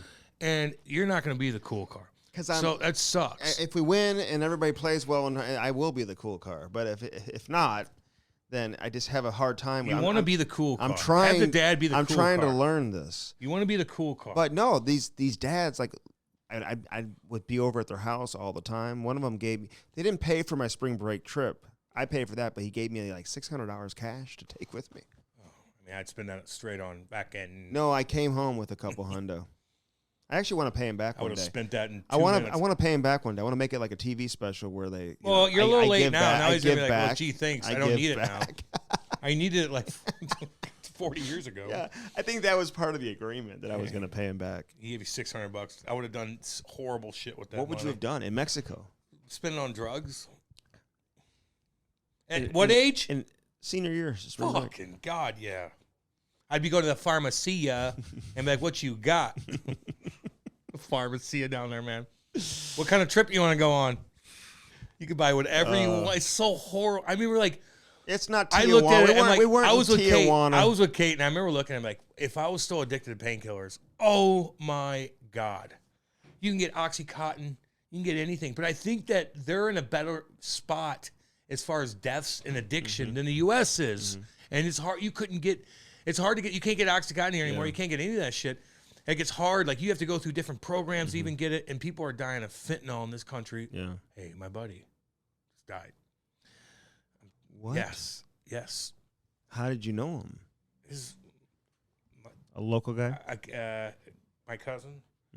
His first cousin on the other side. Gotcha. You know, they're talking about Halloween. These the candies. Listen, they're pressed pills. They're pressed pills that look like Oxycontin, and they have fentanyl in them. And these guys, they look like sweet tarts or something. Yeah, I know, but they also look like It's regular Halloween. painkillers. Yeah. So if you go in the black market and you buy, because it's hard to get painkillers now. So if you're addicted, you do anything and everything they can to Okay, get but them. we're talking Halloween. I know, but I'm talking something else that's even more hardcore. They make it look like candy. Yeah, but that happens here and there. This is what happens when you're an addict.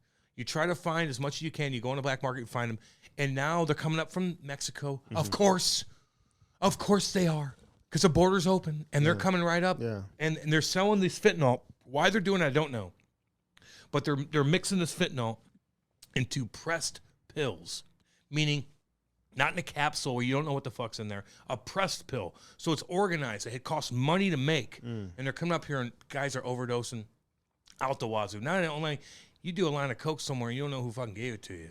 You could fucking boom. So they're eating these pills. You get and all of a sudden one's laced with goddamn fentanyl. What's your advice to people on this? Shut the border down. Oh, really? Yes. What do you mean? You know, Biden is pardoning and decriminalizing what? marijuana. No, he's doing it. He's doing Well, that. Kamala Harris is the one that got everybody in I jail. read about it. I know. No, I like that, and I appreciate that. But on the other hand, it's a Kamala in California. Yeah, she used to be hardcore as a prosecutor. no right? shit. Funny how that works. And she called Joe Biden a racist too, and now he's not racist. Funny how that works. That's why this racist bomb is so yoink. Did she? I don't want to. She called him. I mean, you can't say that unless she did. She did. When they're running against each other, goddamn right. And all of a sudden she's like, that was just political talk. Well, you throw the racist bomb out. That's what I'm always saying. Now it's like watered down. I'm thinking about running for an office. You need to be a lawyer. You need to be an agent. You're not running for office. You don't know shit about. I want to be an agent. You know how to be an agent. You know money. You know players. You know the system. You know the business. You need to be an agent. Can I say this though? Not all, but I feel like teams around the league think they know players around the league, but they really don't know. Well, Okay, you don't need to brag about it that much. I just pumped your tires. I'm not saying I know every player. That's not. I'm just saying, and I'm going to tie this into something. Scouts, for example, I think there's good scouts. Not every scout's good. I think there's a lot of bad scouts out there, and you just don't know all the players. Mackenzie Weegar signs an 8-year contract extension with the Calgary Flames. 8-year contract extension. They haven't seen him play a game yet. Like, why wouldn't they wait for him to play like a month to know, like, is he a good fit for Daryl Sutter? Is this a good fit for us? Do we want to commit 8 years to Mackenzie Weegar? Listen, I like Mackenzie Weegar, but he's coming from a completely different situation. Florida, run and gun, up and down, no real structure. Fine, okay, guys.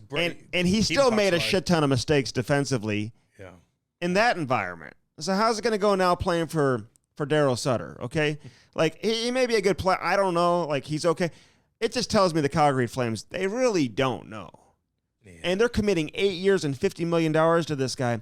8 years and $50 million. It's like they have been on this run here in Calgary of being like the most desperate team that we've seen in forever. He's probably 29. Oh, he's 29. 30, maybe. Go, double check. So now they got 3 monsters. They give the committed. guy who's north of 30 and Nazem Kadri 28. Okay. They're going to get old, though, eventually. I know. And so all I'm saying, Nazem Kadri, if he wanted to go to Calgary, listen, I guarantee you, if I would have said to Nazem Kadri last year, like when, during the middle of the year, hey, would you sign in Calgary next year? He'd probably say, hell no, I'm not going to Calgary. Okay, if he wanted to go to Calgary, why didn't he sign there at the beginning, first few days of free agency, right? Yeah. All of a sudden he waits. Nobody else wants to commit to him. Nobody else at his age wants to give him that type of term, that type of commitment, that type of money. So then now all of a sudden he wants to be in Calgary, right? Signs late. When you have the most value of yourself. Oh my God! And they give the crazy contract to Huberdeau. I love Huberdeau. His spin move off the wall the other night was like, oh my God, he's an unbelievable player. And listen, I don't mind giving. He's a superstar. Okay, he's not 30 yet. He's earned the right to get a max deal. He'll give you a good 5 years. Kadri, desperate player, desperate organization. They got to save face because they lost Johnny Hockey and Matthew Tkachuk. Obviously, they were getting crushed in the media. You lose your 2 best players, 2 100-point players from the same team. You lose them both probably for the first time in the history of the NHL. So it's like, okay, now you got this desperate player and a desperate organization. They come together. They just collide, so they give him the contract. And now Mackenzie Weegar, like, he just doesn't scream 8 years, $50 million to me. I saw that. I'm like, damn. And I don't know, I think he's a cool guy, and people like him. Don't get me wrong. I'm not going by that. All I'm saying is, do they truly know enough about him? And we're going to find out, Cam. Yeah, we'll find out. This may end up being a terrible deal. Or he might be really good. Might be a really good deal. Daryl Sutter gets a 2-year contract extension. That too. How come he didn't get 8 years? Should have given his ass 8 years. I like watching his little clips on, just like his, rebuttals to the reporters. They're pretty funny, man. Listen, I like him. Because I like Daryl. His brother was good. Mm-hmm. Brent was good. I like Daryl. But at the same time, I just try to be. Would I want to play for him? I don't think his players truly love him. He's hard to deal with. Yeah. John Tortorella is hard to deal with too. He's not going to make you feel good about yourself. If you play what you do, John will. So what's Daryl? I don't think Daryl's going to hey, come in my office and say, hey, you're doing good. I like you. Hey, great job. I know you know. What, Torts? Yeah, what's he up to? I don't know. I like Torts. But, Torts at the end of the day, what did he do the other day? He said the players are, their attention span is like a. Oh, yeah. The current player. They don't have any attention span. Right. Well, they don't. Because they're on their phone all the time. Oh, shit. It's like we are. But you know what? I don't have an attention span either. But, it's gone. No. You like to be on your phone just as much as the kids do. I got work to do. You ever get that, alert? Amber Alert. And it says, how many hours a day you're on. And you're like, oh, my No, it's 6, averaging 6 hours a day. You? Yeah. Oh, you're on there way more than that. It says average. You look it up on my phone. 6 hours a day. I think you're on there way more than that. I I Yeah. I look up shit all fucking day. I think that's off. Is it? If it's I have Craig YouTube. Berube says that the people who keep track of ice time, the off-ice officials, that they're always wrong. They have no idea. He's like, we do it ourselves. He's like, it's way off. Oh, really? Uh-huh. I know the hits were back in the day. And if I'm a player, I'd be like, we need to come up with a better system then, where it's not off, because the difference, and when it comes to contract negotiation, and me playing this number of minutes versus this number of minutes. Remember the times I always get so pissed at the guy that put the hits down? Mm-hmm. Oh, yeah.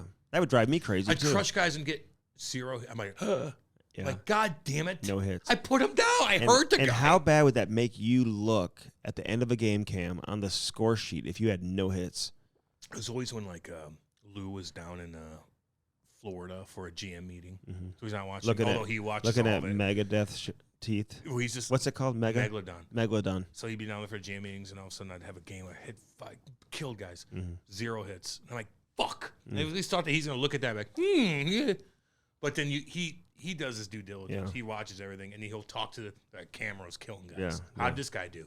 How'd he do? Mm-hmm. What's he up to? What's the last 5? All right, let's get to Brett Hull, man.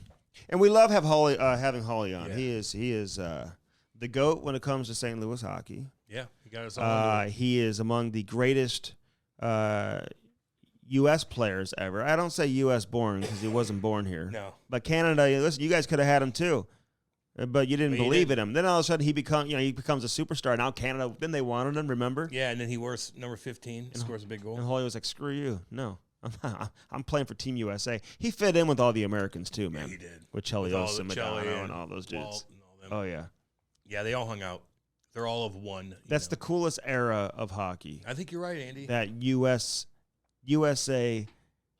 90s. Yeah, 96, Hot. 7, 8. Just that 90s group of hockey players, man. With Hatcher, all those dudes. I know. I like them all. That's why we get them all on. Yeah. They were fun to John watch. LeClaire, we've got a bunch And of Hully's those been guys good to us, man. We see him everywhere. Yeah. And so congratulations on your new strength. Dude, it fucks you up. I don't think you should say it like that. Well, what do you mean? Because I think it's like, I think they present it like this is an yeah. option that's No, and therapeutic. well, if you're dealing with pain, if you're dealing not used to weed, you're not taking the Hully strain off the bat. We're catering to all the people that listen to our fucking podcast and they know what the hell's going on. Mm-hmm. No, this Not gets your everybody does. Yeah, I'd say about 90% of the people we're talking to out yonder, they're like, Cam, what the hell's Hully stuff? 90%? Yes, not like that's way too high. Don't listen. If you're not used to cannabis, don't take the Hully strain off the bat. Take a little bit of CBD. Get in that way. Like, duh. You don't just jump into Hully shit with CBD. that mullet. You would like take like a small little gummy or something that's yeah. like 5 milligrams. Don't go right into Hully. This is for the hardcore cats. Cam's like, if you haven't had it, just put some lotion, some CBD lotion on. Whatever. Doesn't do anything for you. Ain't that big of a deal, man. You'll be just fine. Trust me. Mm-hmm.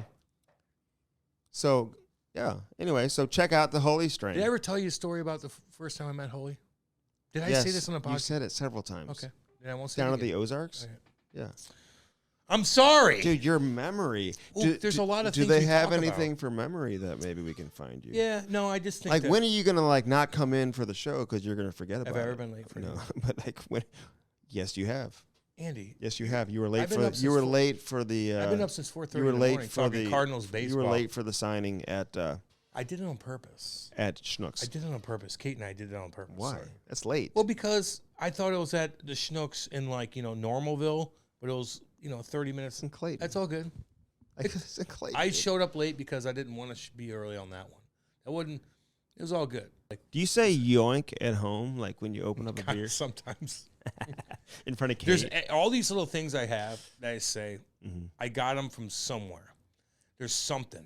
And the yoink thing, like, it's always something that it just popped in my head as a kid or something. Oh, yeah. And the yoink was, and all y'all Canadians know, if you watch The Simpsons as a kid, like this one guy, one weird character in The Simpsons in the mid-90s, like Homer found something, he's like, I have this. And this thief goes, yoink, and just grabs it and leaves. And I'm like, that's funny. Yeah, that's funny. And it just stops in my head. Clem Costin, by the way, got traded.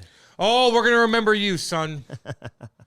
Thank you for the memories, Clem Costin. Some players just Can can't I say something? figure it out. Andy, And if Chief doesn't like you when you're that big, man. listen, dude. And I know it's hard, Cam. You can speak to this. I will. Not from experience, but you know this. That, like, when you go to the rink every day and you know that you're on the wrong side of things with the coaches, it can't be easy. You know what I'm saying? Well, why is that? I know. I'm with you. Why are you on the wrong side with the coaches? There's always a reason for it. Either it's your game, your attitude, something you did. A combination of why the would a two. coach not like you? Right.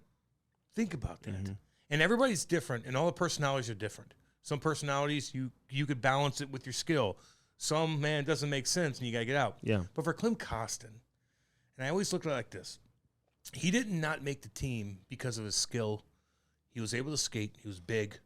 You didn't hit consistently enough. Craig Berube gave you a specific role.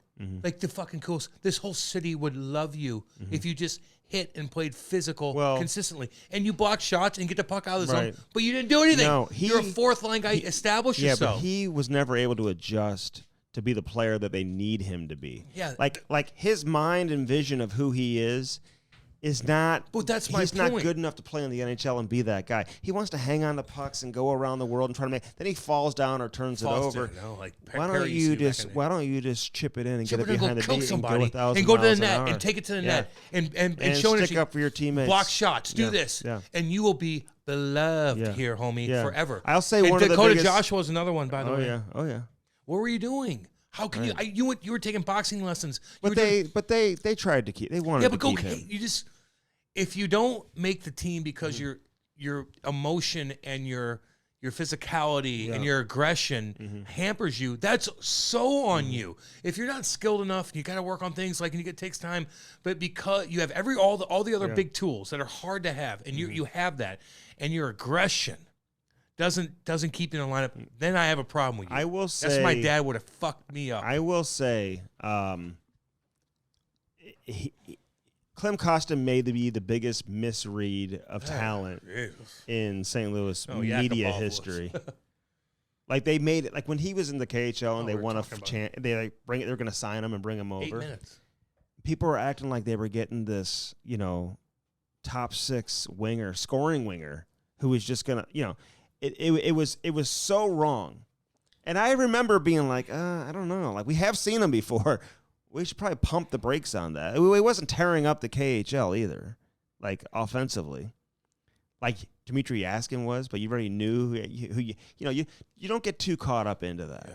It's like Chris Weidman wins like the equivalent of the Norris Trophy in the KHL, and you're happy for him, and it gave him another opportunity to come back to the NHL and extend his career, and he kind of provides what they need him to provide, right?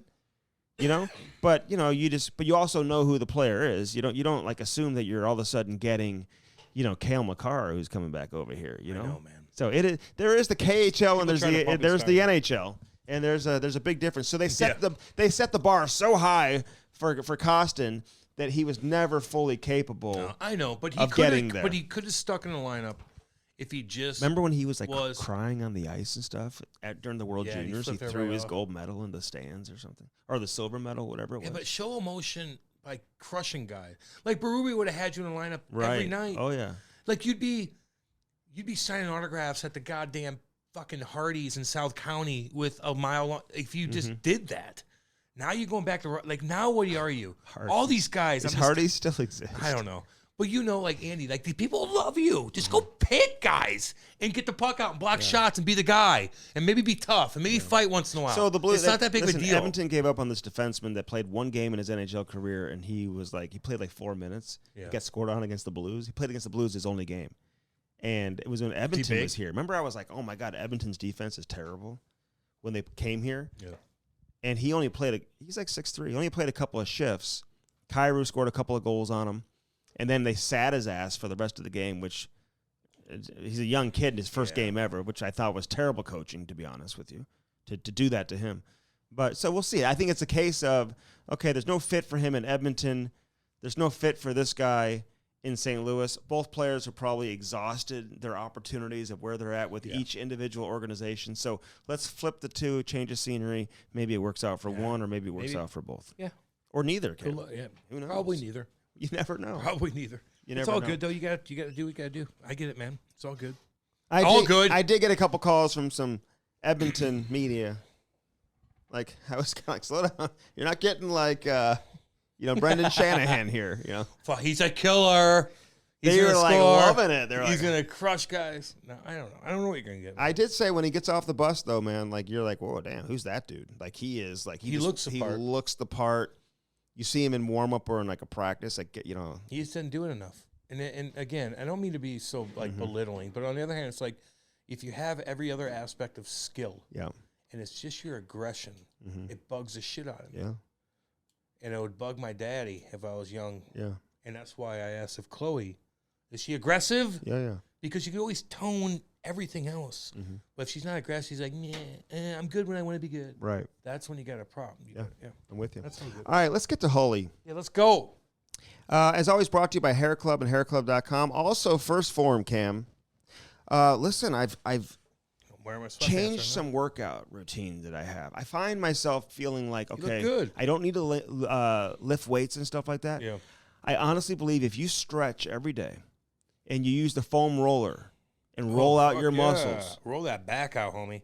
It may tone you a little bit. It just warms you up a little bit. Get your body warmed up It keeps your muscles feeling good. And I'm telling you, I've been doing it. Okay. It keeps me feeling Body loose. By Andy. Write it down, everybody. Just use a foam roller. Everybody's going to be like, what? Now you mix in the protein from First Form. You mix in the bars, and you mix in everything else. Yeah. I gave Ty 2 little gummies this morning of the First Forms. Oh, okay. The First Form kids vitamins. It's a multivitamin. I like those. They look like Flintstones back in the day. Yeah. But these are gummies. They're not. Every time I wake up in the morning, I see Nick on Facebook flexing, like working out. I'm like, he just completed a workout, and it's 4:30 in the morning. Disciplined. I know. I'm like, can't I be you? Nick. First form Nick. Yeah, first form Nick. Then he's crushing baseballs. No. They got that baseball. They got a batting cage. They got batting cage in there. There? Yeah, it was right. Oh, I didn't see the batting cage. Yeah, I saw it. I would have gone in there and had a couple swings. I want to do that. Oh, I saw the batting cage, Yeah, actually. you did. You saw it. I saw it. He's crushing balls. I'm like, son of a... Cam, I was a center fielder. I used to track down the ball. I was a lefty, so I could play a little first base, too. You didn't even know what you were. You didn't even know if you knew you were through right or left. I loved baseball as a kid. I bet. And now my kid likes it. Can I just say this? Fine. That's fine. He plays... I need to get first form to and they need first form jerseys or something. Yeah. Don't overreach yourself. Let's they should have first form hats just so we're repping got a bunch first of stuff. form. Hook some of the kids up with some of the stuff. I know. Order it online. They got all kinds of good shit. Dude, their apparel is amazing. I gotta stop telling people because now I'm like, no, all y'all cheap. Get on their line. They'll hook you up. Like, you got to use our link though. Yeah, use our link, which is firstform.com/Cam and Strick. /Cam and Strick. Just use the link, please. Everyone can find it. Stop bugging everyone me now. can find it except Brody. I know. Every time I share everyone something. it's like, oh, I can find it. Brody's like, I can't find it. Like, send him the link. Take your time, Brody. Count to 10. Think about it. But listen, no, I'm getting a lot of people. It's been a life changer. Yeah, I'm getting a lot of people like, well, so they ask me questions about it. Oh, yeah. And I'm like, oh, this is what Kate takes. This is what this. Okay, but can I tell you this for those people? Yeah. They have education on every product on the web. Have some so cool cut and paste and send it to them, which is what I do. Or send them to me. Actually, text Nick. Just send them to me. Or call first form Nick. Nick will hit bombs and talk to you at the same time First while form he's Nick working will out. have AirPods in while he's hitting bombs, answering with questions. His hair perfect. It doesn't even move. It kind of wonders. Now I got to look at it. Is that real hair, you think? Now I'm worried. It's got it. No, that's first totally form. real hey, hair. Listen, if you want to look like first form Nick, you got to put the work in. Well, he does put the work in. And we're chirping because he could do multiple things at once, and we're jealous of him. Mm-hmm. But on the other hand, if you got to know where you're at, but if you have a good system down on taking the vitamins, taking that fish oil, going through all fruits, the vegetables, the protein bars, all that stuff, you just get a good system. You're gonna look as good amazing. as you can for yourself. I know. You're not gonna look like Nick with the hair. Well, no one looks like him. That may be genetic. Andy, you'll never look like him. Never. You gotta grow 4 feet or 4 inches. You gotta grow. It's a discipline. Yes. But if you get on it's a way of life. Right thing, it is a way of life. It's a way of life. It's a good way of life. It's the best way. It's a healthy way. It's the only way of life. But it's fun. You get into it, and you'll know a lot of people that get into it too. Do you eat fast food? Sometimes. Oh, okay. Sometimes I'll get up on a Saturday morning. Just have a bar from First Form. Sometimes I'll get up on a Saturday morning. Have some of those some blueberry pancakes, and blueberry muffins. And the puppies are still sleeping. I'm up at 5:30 because I can't sleep in. And I'm like, there's this McDonald's, and it's a nice little trip through the wilderness where the leaves are changing. The buffalo roam out there. I showed you a video of that where these cowboys out there got buffalo, and I cruise this little McDonald's, and I'll pick up 3 sausage, bacon, egg, cheese biscuits, get 3 of them bad boys, get a fat-ass coffee, jam out the music, and just, go 20 miles an hour back home on back roads. Yeah. It's lovely. Okay. What? That's what I do. Are the leaves changing out by you? Oh, Lord. Beautiful. Just making sure. Because mine are. Lovely. I got loveliness out there. It looks Do you beautiful. like the ambiance that I get from the game in the background? Do you enjoy that? Hell no. I'd be annoyed as shit by anything. I don't want anybody else make noise besides what Well, you know I'm doing. what? It's done early. It's cool. Andy. And it's only 4 times a year. It's cool, dude. You're right in the mix there. Listen, Andy has a high school in his backyard. He's got guys probably creeping through the It's the an all boys school. His wife and stuff. But it's all all boys school. They're all probably sexually frustrated, creeping out. But it's cool for what you got. You got 3 kids at a young age. They need to be in. It's cool that Chloe gets to go to the games right there. Yeah, but she didn't go to that game. She went to her. But high you can school still game. do things. She didn't go to there, Cam. She's not going to all boys school. No, she didn't go to school there. God. Anywho, Ty might. That'd be cool. Yeah. It's just easy to get to. You know? There's kids that live in dorms there. They're from all over the world. So I walk Blay over there during the weekend. Yeah. Blay, who's are you supposed to be around dorms with kids? You walk around the whole guys are probably campus. looking like, who's this weirdo? No, they hang out there. Yeah. When I have Blay. It's the only place I can go and take Blay off the leash without my kids around, so they don't like. You got a good freak setup, out. man, with the kids getting older. Like, you got a lot of stuff right there. There's kids around. Firstform.com/Cam and Strick. Damn right. Okay, so get there and get there check it today. out. Go check it out. But use our landing page. Car shield, man. I saw somebody pulled over. I saw a car waving me down today, Cam, on the highway.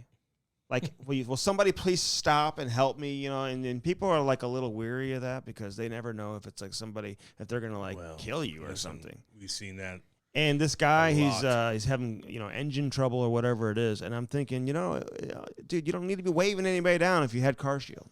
Well, yeah, I know. And no one's going to stop and fix your engine when it's car smoking. shield will. Like, yeah, you're not in the rural part of Missouri. No. So, like, you look normal, and I want to help you. But hi, stop and help me, preferably a woman. I just want to tell you to call Car Shield.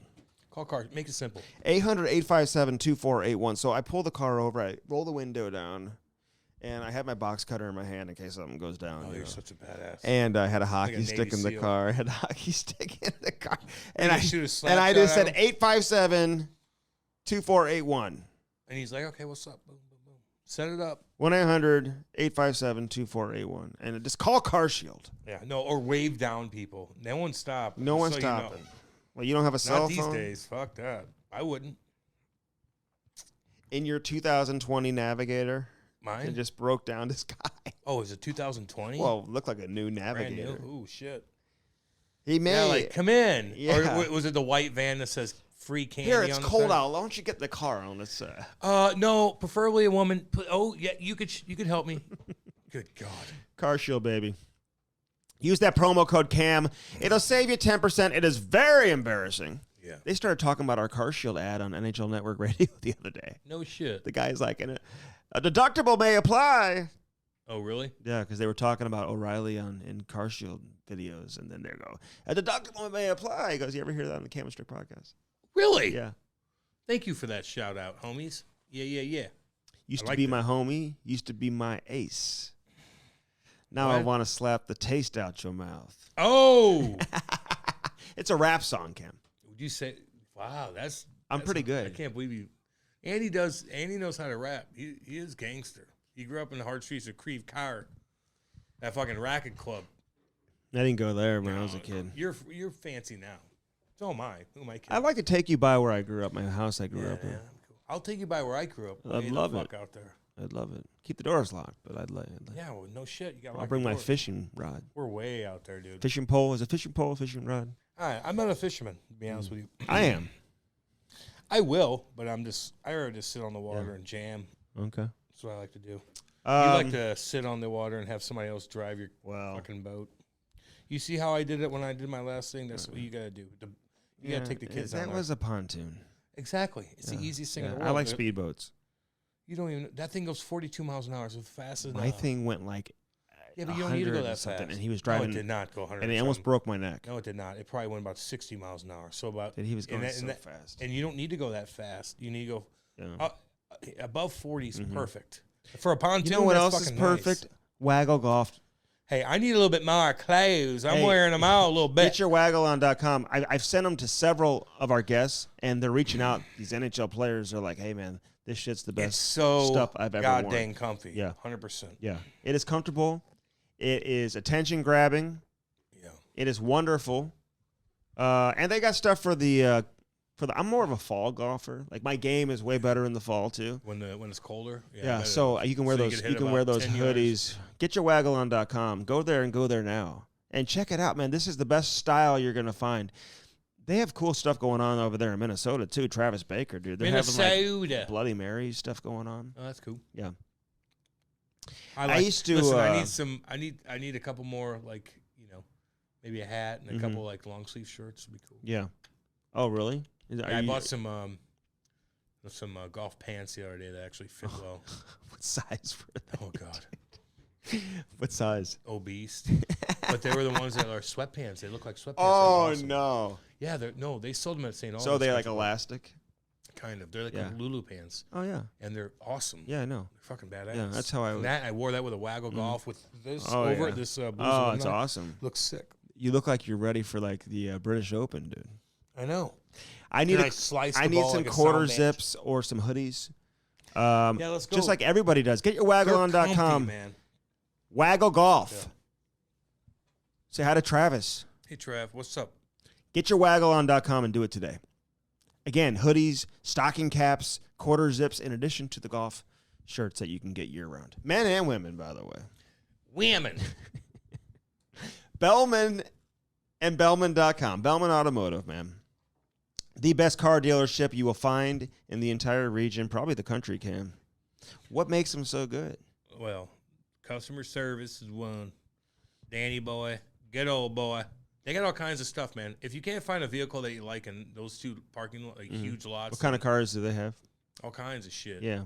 I like, well, if you want to get a fat ass Dodge Ram, I like the Buicks. They're cool. Yeah, those are cool. They got the Buick They are kinda and cool. the Jeep. The Jeep. They I are like the shit very kicking- cool. I like the Jeeps, not the Wranglers, but I like the badass, like, the turbo boosted. That new Cherokee. Wagoneer is ridiculous. Those are kind of cool too. I know. If you had man. kids, man, that'd be cool. Yeah. I don't have kids, so I Yeah. like other stuff. I know. But I like No, trucks. Cam thinks he has kids because he has dogs. He's They like, ain't no he's like swinging one dicks. of those people. You ever know those people who have dogs, but they act like it's their kids? We need to get home for the dogs. Well, yeah. Yeah. Yeah, they're spoiled. See, all these protesters out there that want to, like, put a pink little smoke out and be like, I'm for animals. Yeah. Who says that?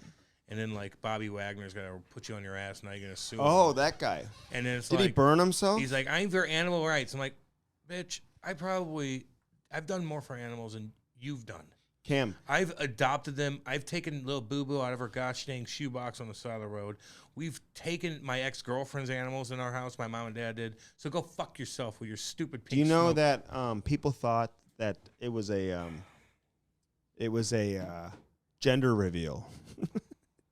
That's what they thought it was on the field. That it was either for like women's rights or like something. No, like they that. thought it was a gender reveal because he was rolling around. He was like holding that pink smoke. Yeah, I know. It looked like a bomb. It was like a what is pink. that? It was pink though that was coming out. I know, Andy. I Okay. saw it. I'm the one that brought Sure. it up. Gender reveal. Yeah, And- I know. And so Bobby Wagner he should have hit him harder. Oh God, It wasn't that hard. Like you're coming by my teammates. I'm putting you down. Would you? Yes. You don't know what that is in his hand. I know. Hope you can stab one of my teammates. So Bellman and Bellman.com. Dan Bellman, Kenny Bellman. Dale. Dale. It's not Dale Bellman, but it's Dale, who's the man over there. Hell yeah. And we appreciate everything they do. Get yourself some new wheels in time for the winter, too. Oh yeah, man. Yeah, that's very important. Yeah. And Get we all know cold. that. We all Winter know. is coming. Yeah. Sparks. Oh, the Sparks Skate Sharpener, man. I love our friends over there at Sparks. SPARX. At the rink this past weekend, Cam, people are like, damn, why are your edges so good? No, he didn't. Yeah, they were. Because I'm turning tight No, turns. it's just easy to have. Yeah, I know. No, Sparks. I was Like, you don't tight. have I to, had like, some tight You don't have to like turns. bullshit the people. I do, and anywhere you go now, for the most part, any hockey shop, any NHL dressing room, what kind of skate sharpener are they using? Spikes. Sparks. Goddamn right. Sparks and Sparks.com, the official skate sharpener of the Cam and Strick podcast. Get one and get it today. They have them in stock, Cam, so they ship it out the same day. You got all these NHL players that swear by the Sparks. Easy, man. My son uses the Sparks. Get one for your Don't team. trust the 15-year-old No, kid at do not do the that. hockey store. Do like, not do that. If you're a team manager, bring it on the road. No shit. It's easy. Sparks, baby. Cool. And use that promo code Cam and Strick. It's going to save you money. Of course. It's going to save you more money than Black Friday or Cyber Monday, Cam. I don't know what the hell that you PLZ keeps texting me, can you hook me up with a Sparks? Scavenger. I told him to use our promo code. He's like, give me one for free. Say. No, use our promo code. But yeah, easy. It's like kind of like getting it for free, really. Yeah, it's cheap. When you use the And promo you'll code. keep that thing for a long time. Hey, SPARX, this thing will last a lifetime. If you have kids playing, get one and get one now. Ty had to skate the other day. And Andy, I gotta urinate. I didn't want to get off the couch at Sunday football to go to the damn yeah. hockey shop. So I went down to my basement and we sharpened his skates. That's what I mean. While NFL Red Zone is on. And you're not gonna drive to the 15-year-old Yeah, kid. no, not happening. On It's Sunday, like this, like he just partied all night. Like, No. he's like, give me your skates. I meant to bring you a caramel apple today. I'll do that next time. Hey, don't Brett bring me Hall, any we talk food. about the Brett Hall strain. It's on now. On the Cam and Strick podcast. Enjoy. The Cam and Strick podcast is brought to you by CarShield. You know, nothing more frustrating, Cam, than when that engine light comes on and you know right off the bat you're going to have to spend thousands of dollars to repair your vehicle. Call 800-857-2481. Mention the promo code CAM or visit carshield.com and use the code CAM to save 10%. Yeah. That's carshield.com. A deductible may apply. Save yourself money. Sign up and get your coverage now with carshield.com. Now to the interview. Hully. What up? How's it going? What are you doing, man? Waiting to get off the phone for you so I can go golfing. Oh. I thought the golf courses were closed on Monday. Yeah, Andy. Well, maybe the ones you have, not mine. He doesn't know any anyway. Where are you in Nashville right now?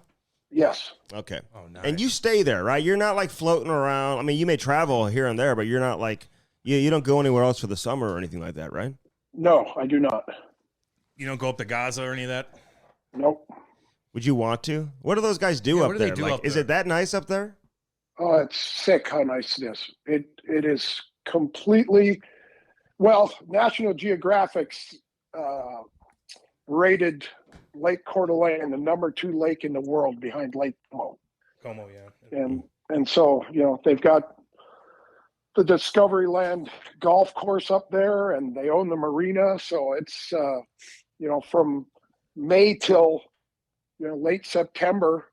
I mean, it's one of the most, I was up there for 12 years. And I believe I missed less than 5 days in all those years missing golf because of rain. Oh, wow. And Really? it's 3 hours from Seattle, if you can believe that. Yeah. It's Yeah, like Kelowna. it is beautiful. I mean, I've seen the Oh, pictures and whatever. It looks It's amazing. unbelievable. Dougie Waite's up there. and all these Chaser's still up there. guys. Isn't he the mayor? Is that? Yeah, doesn't he own it? Well, yeah, he's one of them. I thought it was Chaser Ranch. I don't think he'll unseat Mr. Gretzky, who's up there. So That's right. Oh yeah. I'd call Wayne the mayor. So what you just like? You don't want to deal to travel. You just like screw this. Nashville's nice enough. I got my courses down here. Well, it's it's beautiful down here at our place, the Troubadour Club, and I also work with Discovery helping sell property. So I'm here and I entertain people and play golf and show them a good time and give them a reason why they would like to buy some property. Yeah, so you're still doing that. Good Like, gig. what does that mean? Like, if there's somebody who's interested, they'll be like, Hully, will you take this guy out for a good time or go play golf with them? Or are you, like, putting on, like, the Century 21 yellow jacket and, like, going out there and, like, giving them the tour of the house? Yeah, no, I've got my real estate license, but I don't really do that. I'm the when you host these guys golfing, and have dinners and lunches, and then I pass them off to the sales guy that are better versed at the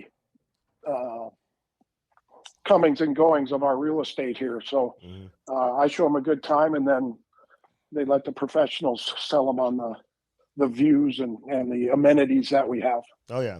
How do you have time for all this when you're watching hockey and doing all that? Well, hockey's at night when it's dark. Yeah, That's true. Hey. We had a group of people last night, just to give you an example, and we took them to Elton John, and it was it's one of those kind of a perk that we give to people that have bought large properties or are we think that are very interested in buying, and we get a suite, and it was a great show. So if he's coming anywhere near you, you should go. Oh, Elton? Because Hell yeah. this is last it. go around. Yep. Yeah, this is it. He still rocks it though. That guy, man. He can do does. it all. He put on he can barely walk, but he puts on a hell of a show, and he sounds great. and his band. It's like he put together a special. The band was fantastic, along obviously with Elton. It was tremendous. You know, he only missed probably to me a couple songs that I would have liked to hear. Otherwise, he plays all the hits. Did you meet him? Have you met him before? No. Yeah. We Sir don't really Elton. travel in the same circles. Well, you never know. I mean, you just never know. And I was joking when I said you're watching hockey. So you are back to watching hockey. Last time we talked, you didn't watch hockey.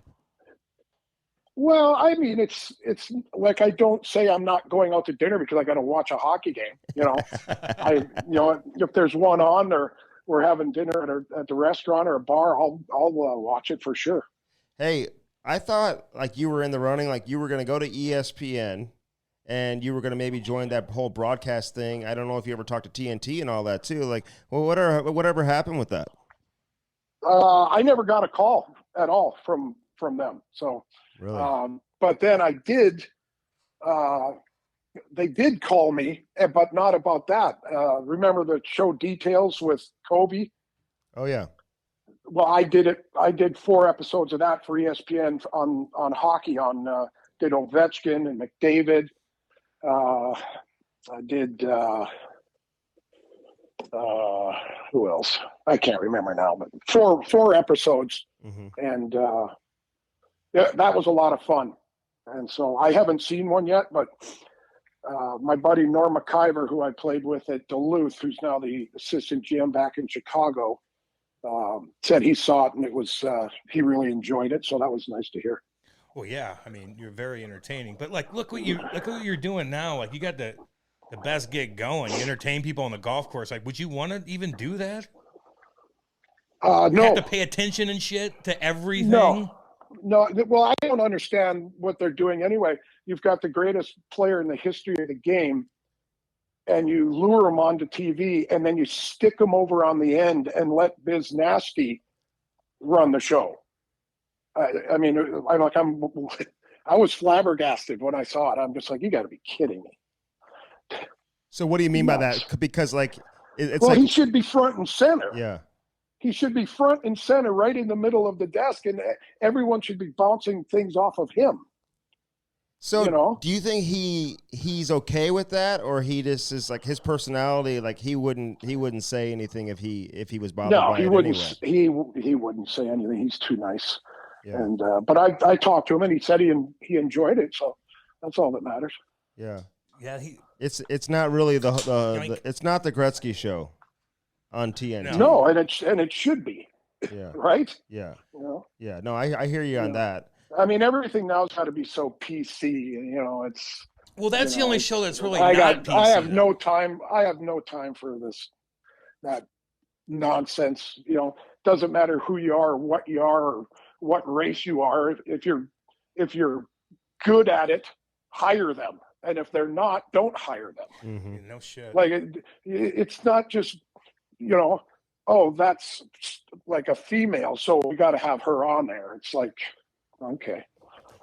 I don't get it. Yeah. I can't hear them. I mean, if they're good, they're good. I hear you. Like when Catherine Tappan was on the NHL Network, she's fantastic. Yep.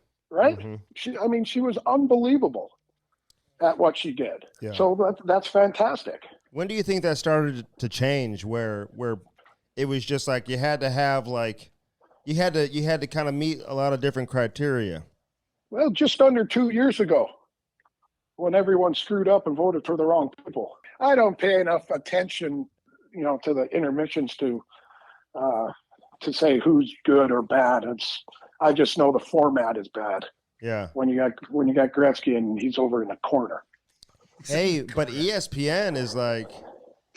Yeah, they picked a couple goodies.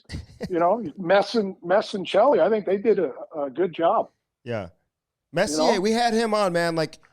He had like a whole different side of him when we had him on the podcast versus maybe what people see on TV. Yeah. You get to know him, and he's a lot different than that mean, that he looks like he's always in a bad mood. Yeah, he's got that scary, stone face, but he's totally not like that. He's a great guy. he's so serious on television. I wonder why they can't bring out more personality from him when he's on TV. You know. Well, I think he is a hockey aficionado. He's like Gretz, like he loves the game.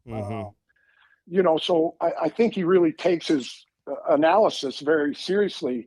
Where if you had a guy like me, I would probably try to have a little bit more fun with it. Yeah. And give some people a little grief when they make mistakes and whatnot. So, but I mean, like everyone's got their own personality. But I think they did a great job there. Yeah, Chelios, man. I mean, he loves. Listen. Sometimes I'm surprised these guys want to do it. You know, because that's. I agree with you. Like I look at baseball, and A-Rod's on there. I don't know how many $100 million contracts he signed because he certainly doesn't need the money. No. And after playing baseball for I don't know how many years they played at 162 games a year, like wouldn't you just want to go and relax somewhere and on an island and play some golf and enjoy yourself? And not have to pay attention to anything and keep up. But I think A-Rod, he likes... He likes the attention. Yeah, dude. He likes himself some But A-Rod. Hully, like, because you lived it, right? Like being like a superstar, couldn't hide anywhere. Obviously, major celebrity. Would you still want that? Like, do you still feel the need to have to be out there and get that type of attention? Well, not if I had $500 million in the bank. I certainly wouldn't. But you also need, as you get older. I'm 58, and I need something to motivate me to keep, keep sharp. I mean, if you just start, having no reason to get up in the day, you age really fast, right? And yes, so, you do. and those guys aren't as old as me, but but when you have that much money, that's the thing that weirds me out. It's, if you're if you're like me and you played in the NHL and you made some good money, but I like the finer things in life. So, I'll keep making some money to what kind of things? Stay in the lifestyle I like. Like what is that? Like what are some of the things that you like? Like buying houses on Discovery properties. Damn right. Properties and flying first class everywhere and I'm a pretty simple guy. I like to, if I see a golf club, I'm going to buy it. It's not like, oh God, $500. What other place do you like? Do you like is it Cabo a thing with Cabo? Yeah, I got a place. My wife and I got a place in Cabo at El Dorado. Yeah. Yeah, that's our little sanctuary. It is heaven. Is it just right on the ocean? Yeah, but the ocean's scary down there too, man. Like the current, like there's only. Well, I don't get in the ocean. I just look at it from the golf course. Yeah. Right. Okay. Yeah, no, it's the shoreline there is rugged. Yeah, you got to get our outdoor pursuits people to get you out there, unless you're, Kelly Slater, and then he just goes in and. Dude, he beats the ocean. Yeah, well, so he's down there too, the surfer, Kelly Slater. He comes down though. In the Discovery, you almost become a family, right? And everybody from all these different properties, and some you'll go there and this way, and so Kelly's got a place I think in Hawaii at one of the properties. So, and then when you're friends with Mike Melman, who owns Discovery Land, he'll set you up an account at his place if you want to go for a week or so, and then you just pay your bill, and so it's the number one place in the world. There's over 30 properties now. Dubai, Portugal. I mean, it's just they're everywhere, and every one of them, it's a lifestyle. Hey, like so there's no such thing as no. You live on a Discovery property in Nashville. Like, do you get a deal on a house? Like, they give you a free house to work for them, or no? I had to buy it. Okay. Yeah. But like, what amenities are different there compared to like an unbelievable golf community, a normal Well, one or a good one? First of all, there's no rules.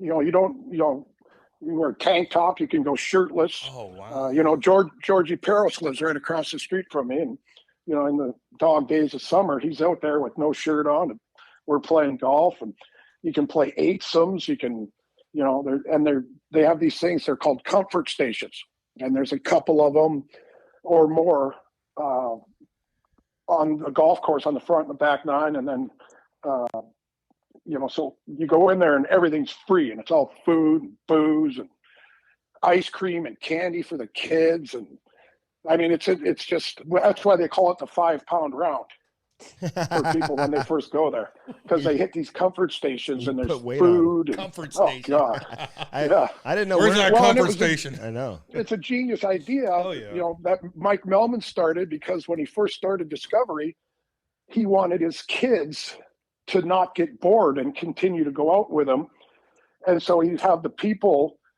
get igloo coolers and fill them with sodas and chocolate bars, so they knew there was another one coming up in a number of holes, so they would stick with it so they could get it. Nice and strategy. And then he turned it into the big comfort stations, and I mean, and that he tries to stay like there, like we got hot chicken here, like in Cabo there's a taco stand, and so they keep it within the local cuisines. Yeah. Indigenous, Yeah, they got the theme. And he's one of the owners of Casamigos Tequila. Oh. And so there's frozen margarita machines in every one. And Andy, you're not getting invited to any of these golf courses, sir, just so you know. Come on, Hully. Hey, Yeah, come on. hey, George Peros, man, we had him on. Yeah. How stressed out is that guy? I mean, he's got a lot on his plate, Hully.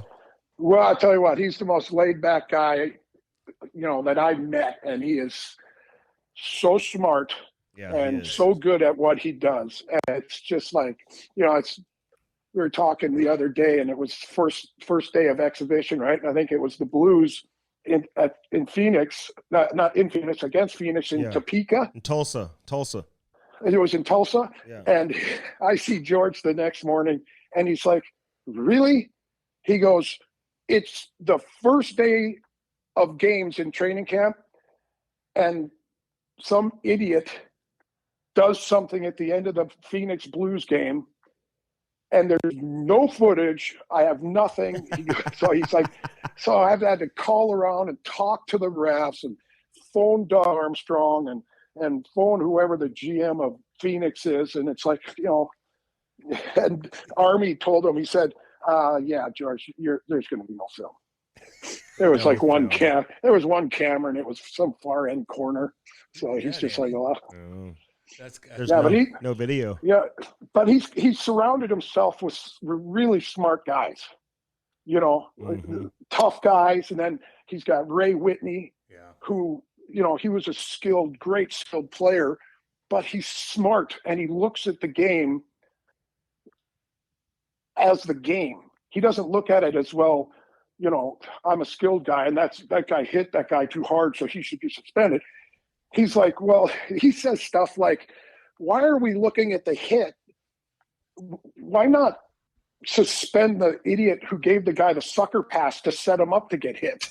That's the guy who should get suspended. So, yeah, they're smart. They're a group. They have a tough job. That no matter what they do, someone's not going to be happy. Well, that's what I was going to say, because it's the most thankless job in hockey. Yes. And to be honest with you, because, listen, Shanahan did it and took a ton of heat. Pronger was involved with it for a while. Stefan Quintal, all these guys, man, Rob Blake, they all took so much heat. Like, I'm surprised these guys even want to do it. Yeah, well, I've told George, and he's obviously, he'll listen to me over a couple of cold ones, and I'll be like, that guy's about 10th infraction, and he's been in the league 3 years. I go, why don't you throw the MFing book at one of these guys and see how much that curbs stupidity out there?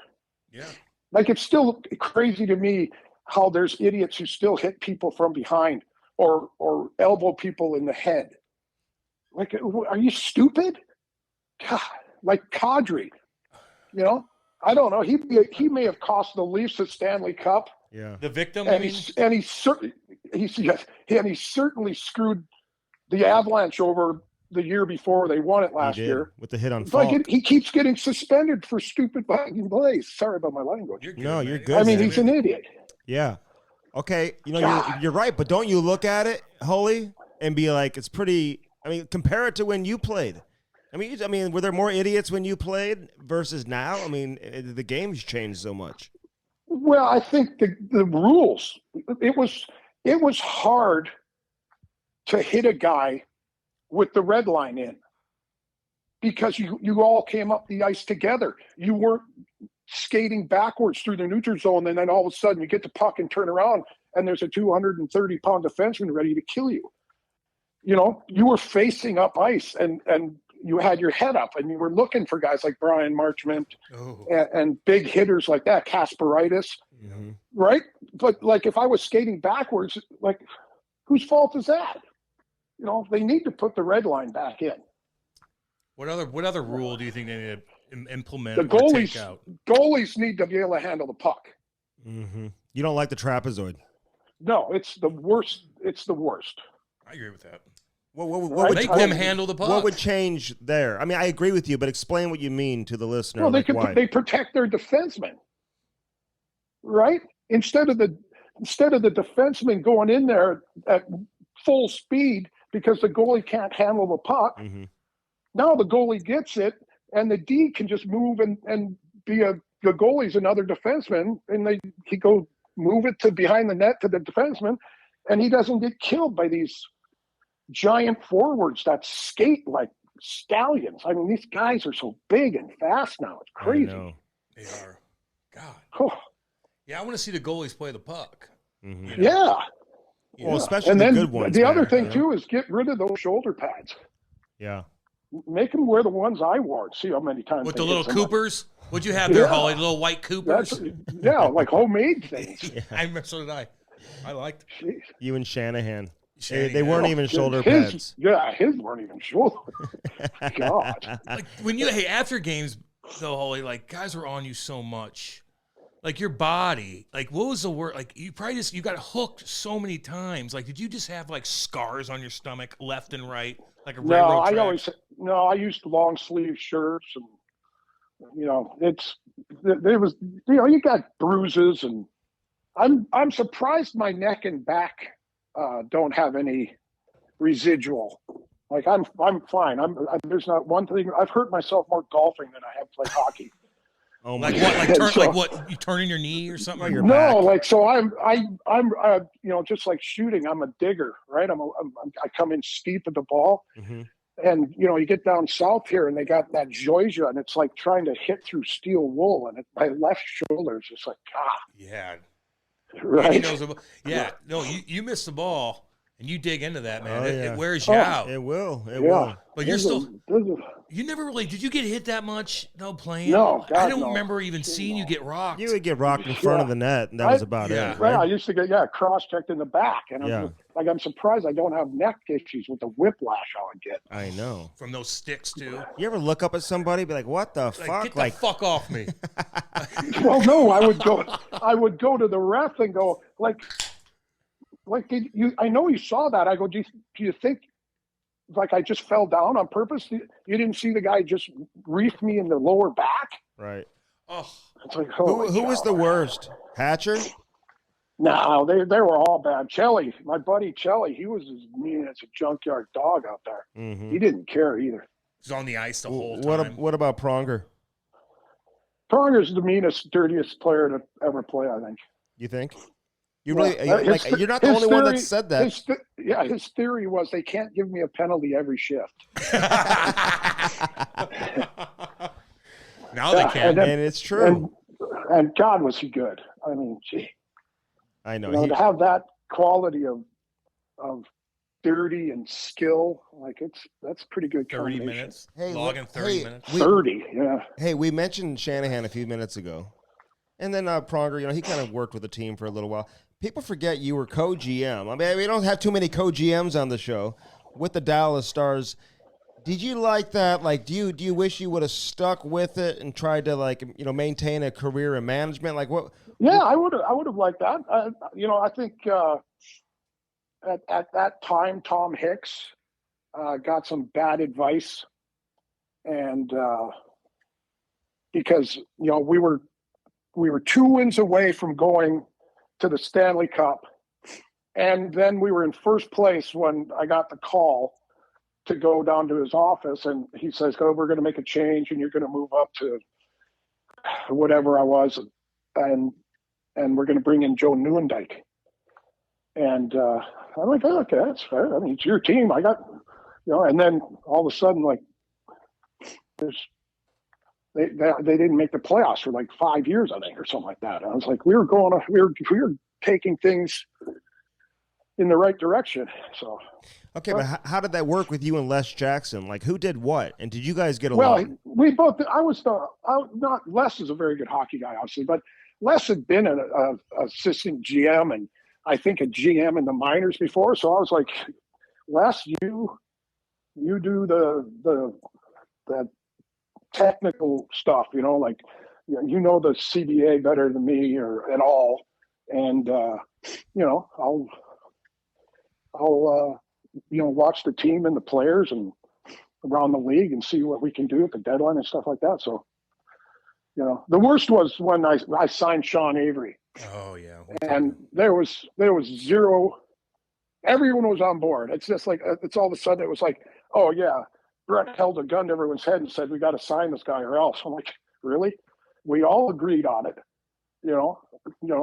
Like I didn't go, here, have this amount of money. It went through the ownership. Right. And so all of a sudden it doesn't work out, which is also because of the players. No one gave him a chance. And he was no help to himself either.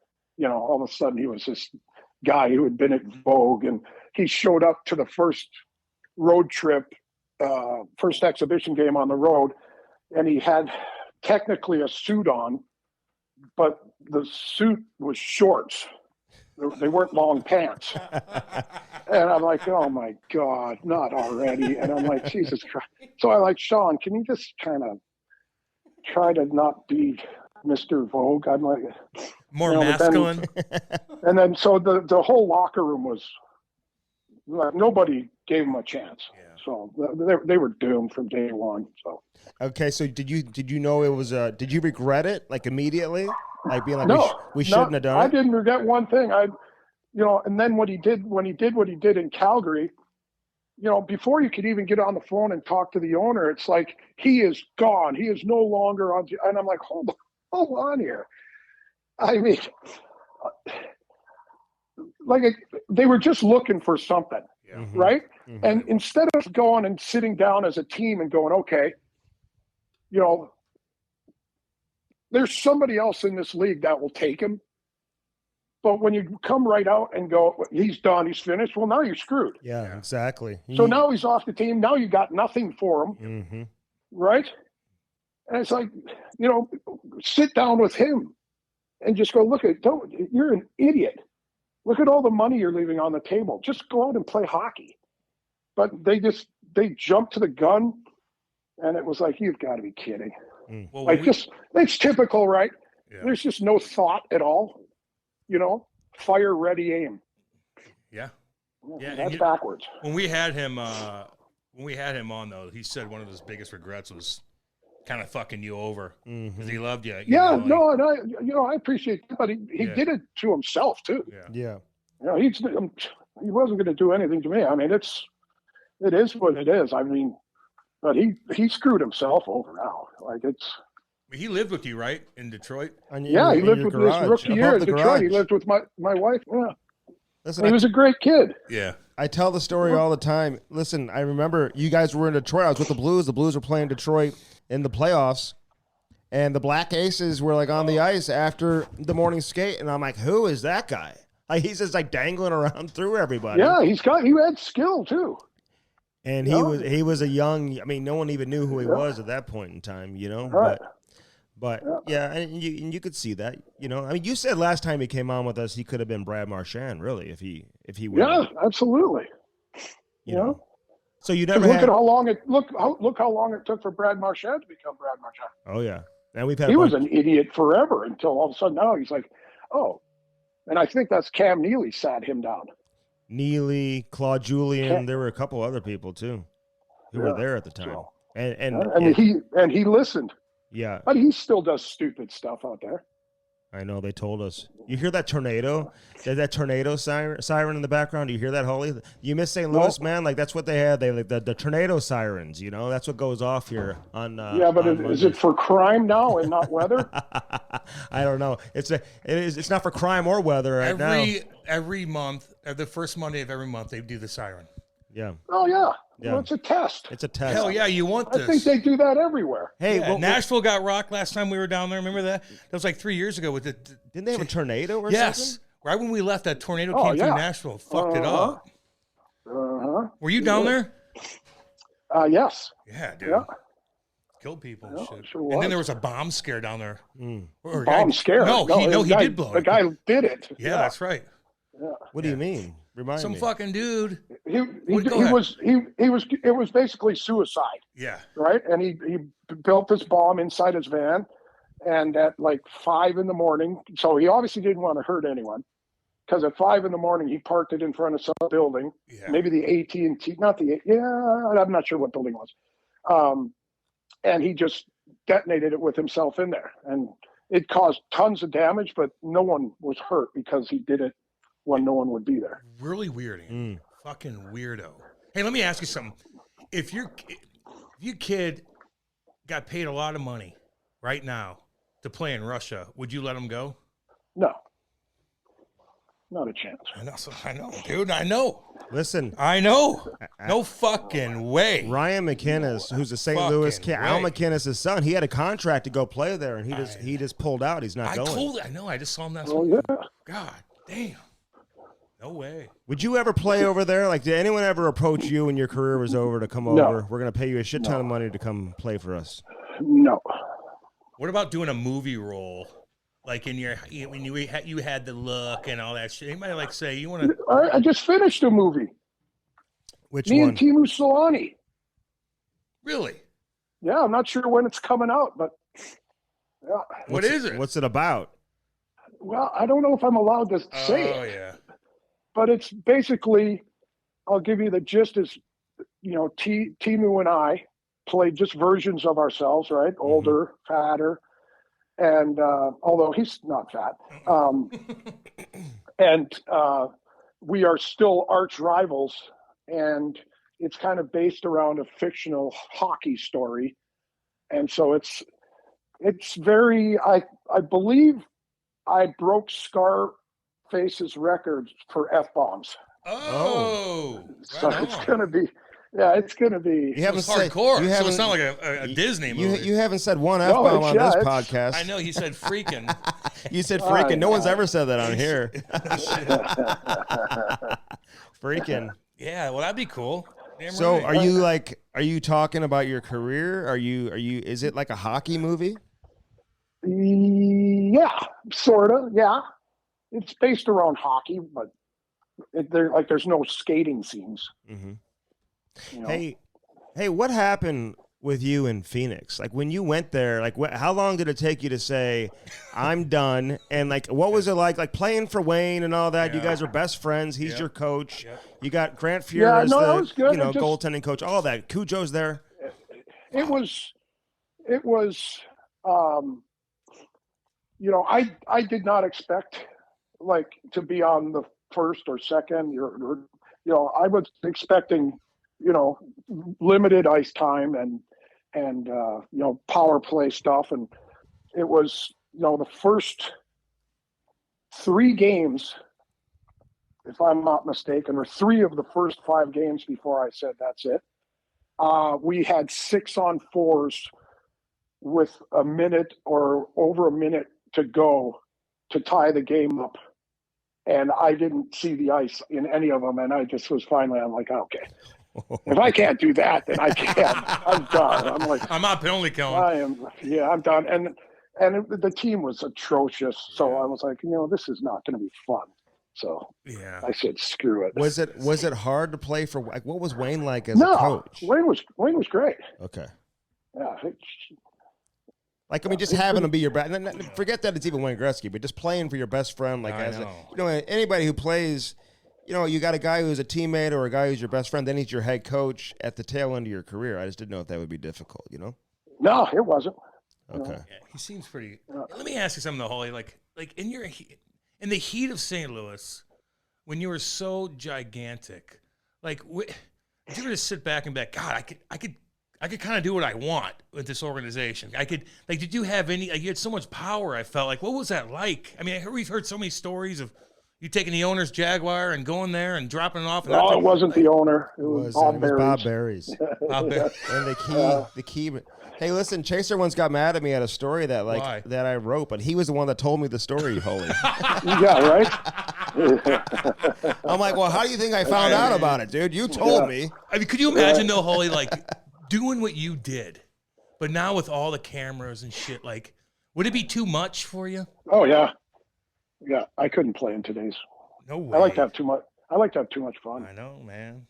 I get you. Those cell phones are the devil's product. Oh, I mean, if they just rang and you could call out and you could text, that would be one thing. But all of the rest of it, I mean, my wife gave me hell the other day. My daughters came in for the ladies' member guests this last week, and they're still here. And we were sitting at the club having dinner, and I just got on my phone and I completely zoned out. Yep. And my wife's like, "Will you get back engaged?" And I'm like, "Oh yeah, sorry." I know. Well, right? Hey, my buddy, but it's the social media that's the bane of our existence right now. It is the worst thing on earth. Social media. I know it. People will try to get you, Hully. It's so sad. They'll try to get you. It's like the woke police make me sick to my stomach.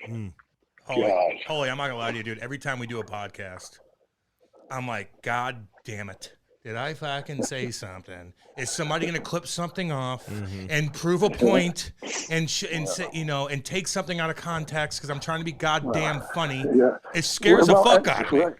And then you've got these idiots running the country.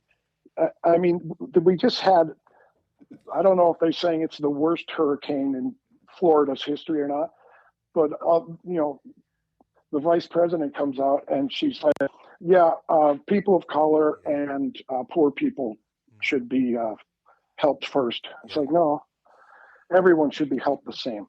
Like, are you kidding? It's Mr. Magoo in the hell. Hurricane didn't just go through the poor side of town. No shit. Actually hit the wealthy part. It crushed it. It crushed the thing, these two idiots say the dumbest stuff and no one says anything about it. We do. We do.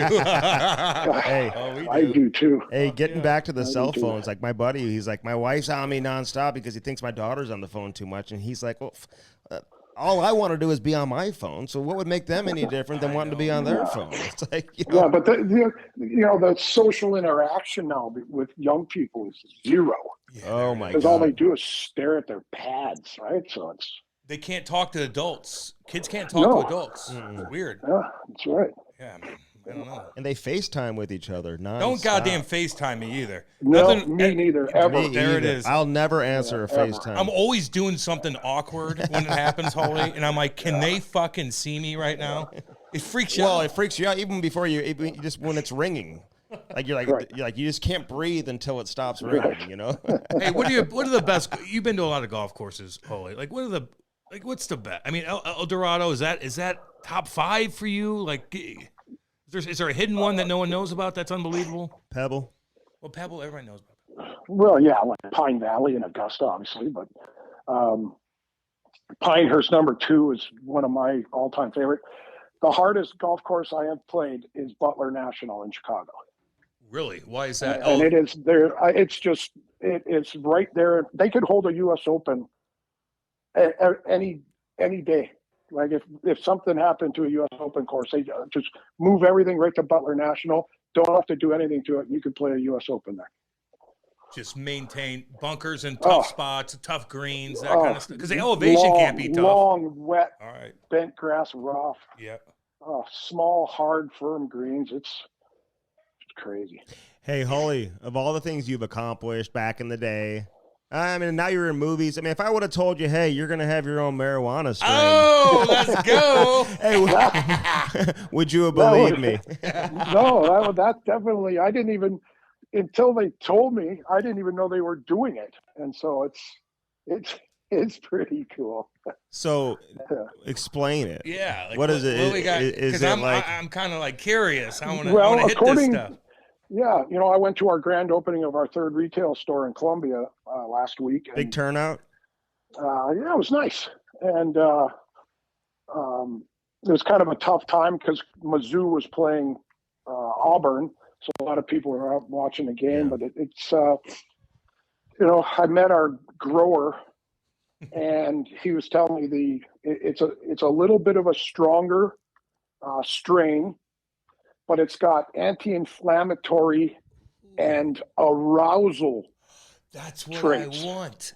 There it is, Hully. It's got the arousal. But I know someone that has tried it, and they're calling BS on the arousal thing. Oh, really? Well, maybe they got problems. Maybe they got need to. Maybe they just didn't. I'm going to call BS on that too, actually. No, there's gummies now that have Okay, but so, this is flour. You need it. This is flour. Yeah, I know. Now, I know what it is. So you haven't tried it? No. Do you smoke weed? Like, what's your take on that? I'm all for it. Okay. So why haven't you tried it? They haven't hooked you up with any, or you just haven't had the opportunity, or what's...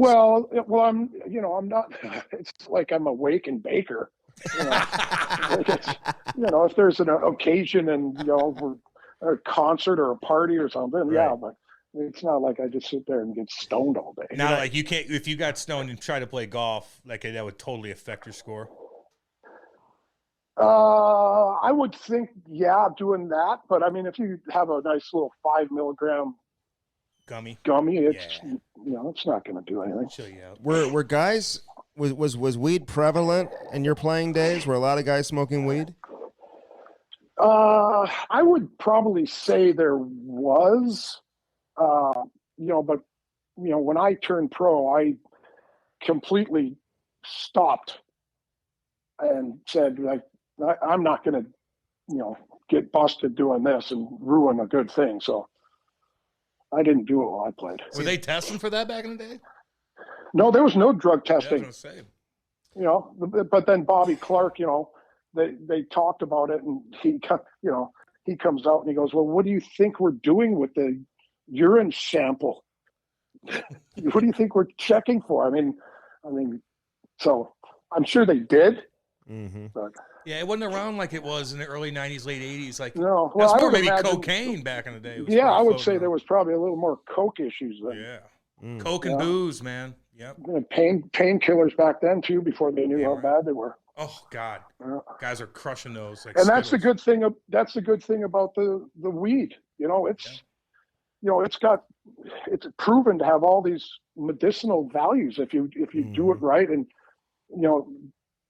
there's the military guys that they have night terrors, and there's a mixture of CBD and THC where if they take it before they go to bed, they still have the dreams, but they don't remember them. Yeah.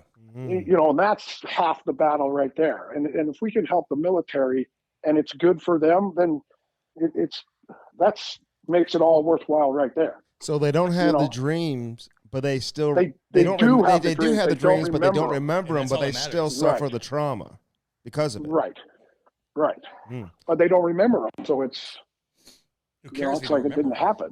Yeah, exactly. So who approached you? So Hippos Cannabis, right? Our dispensary. That's who's. No, that's our company. That's the company. Me and Chaser and Jax and 7 other guys around St. Louis area. We Chaser and I actually, Chaser I should say, and then he talked to me about it, and we got the ball rolling.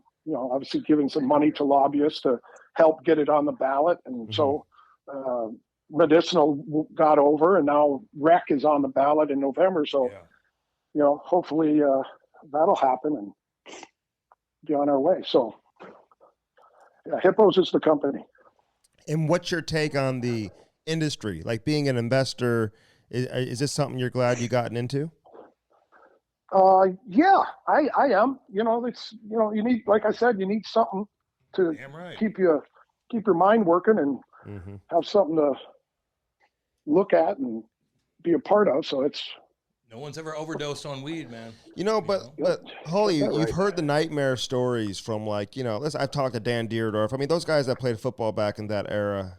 And I mean, just the amount of pain, the life they live post-career. I couldn't imagine. Do you find the same with former hockey players? Like, is there a lot? Well, I think concussion-wise, yes. And I think there's probably some chronic back issues for some guys. And thankfully for me, knock on wood, I'm fine that way. But like Chaser with the lesion on his brain and. When you can put a thing together that takes your pain away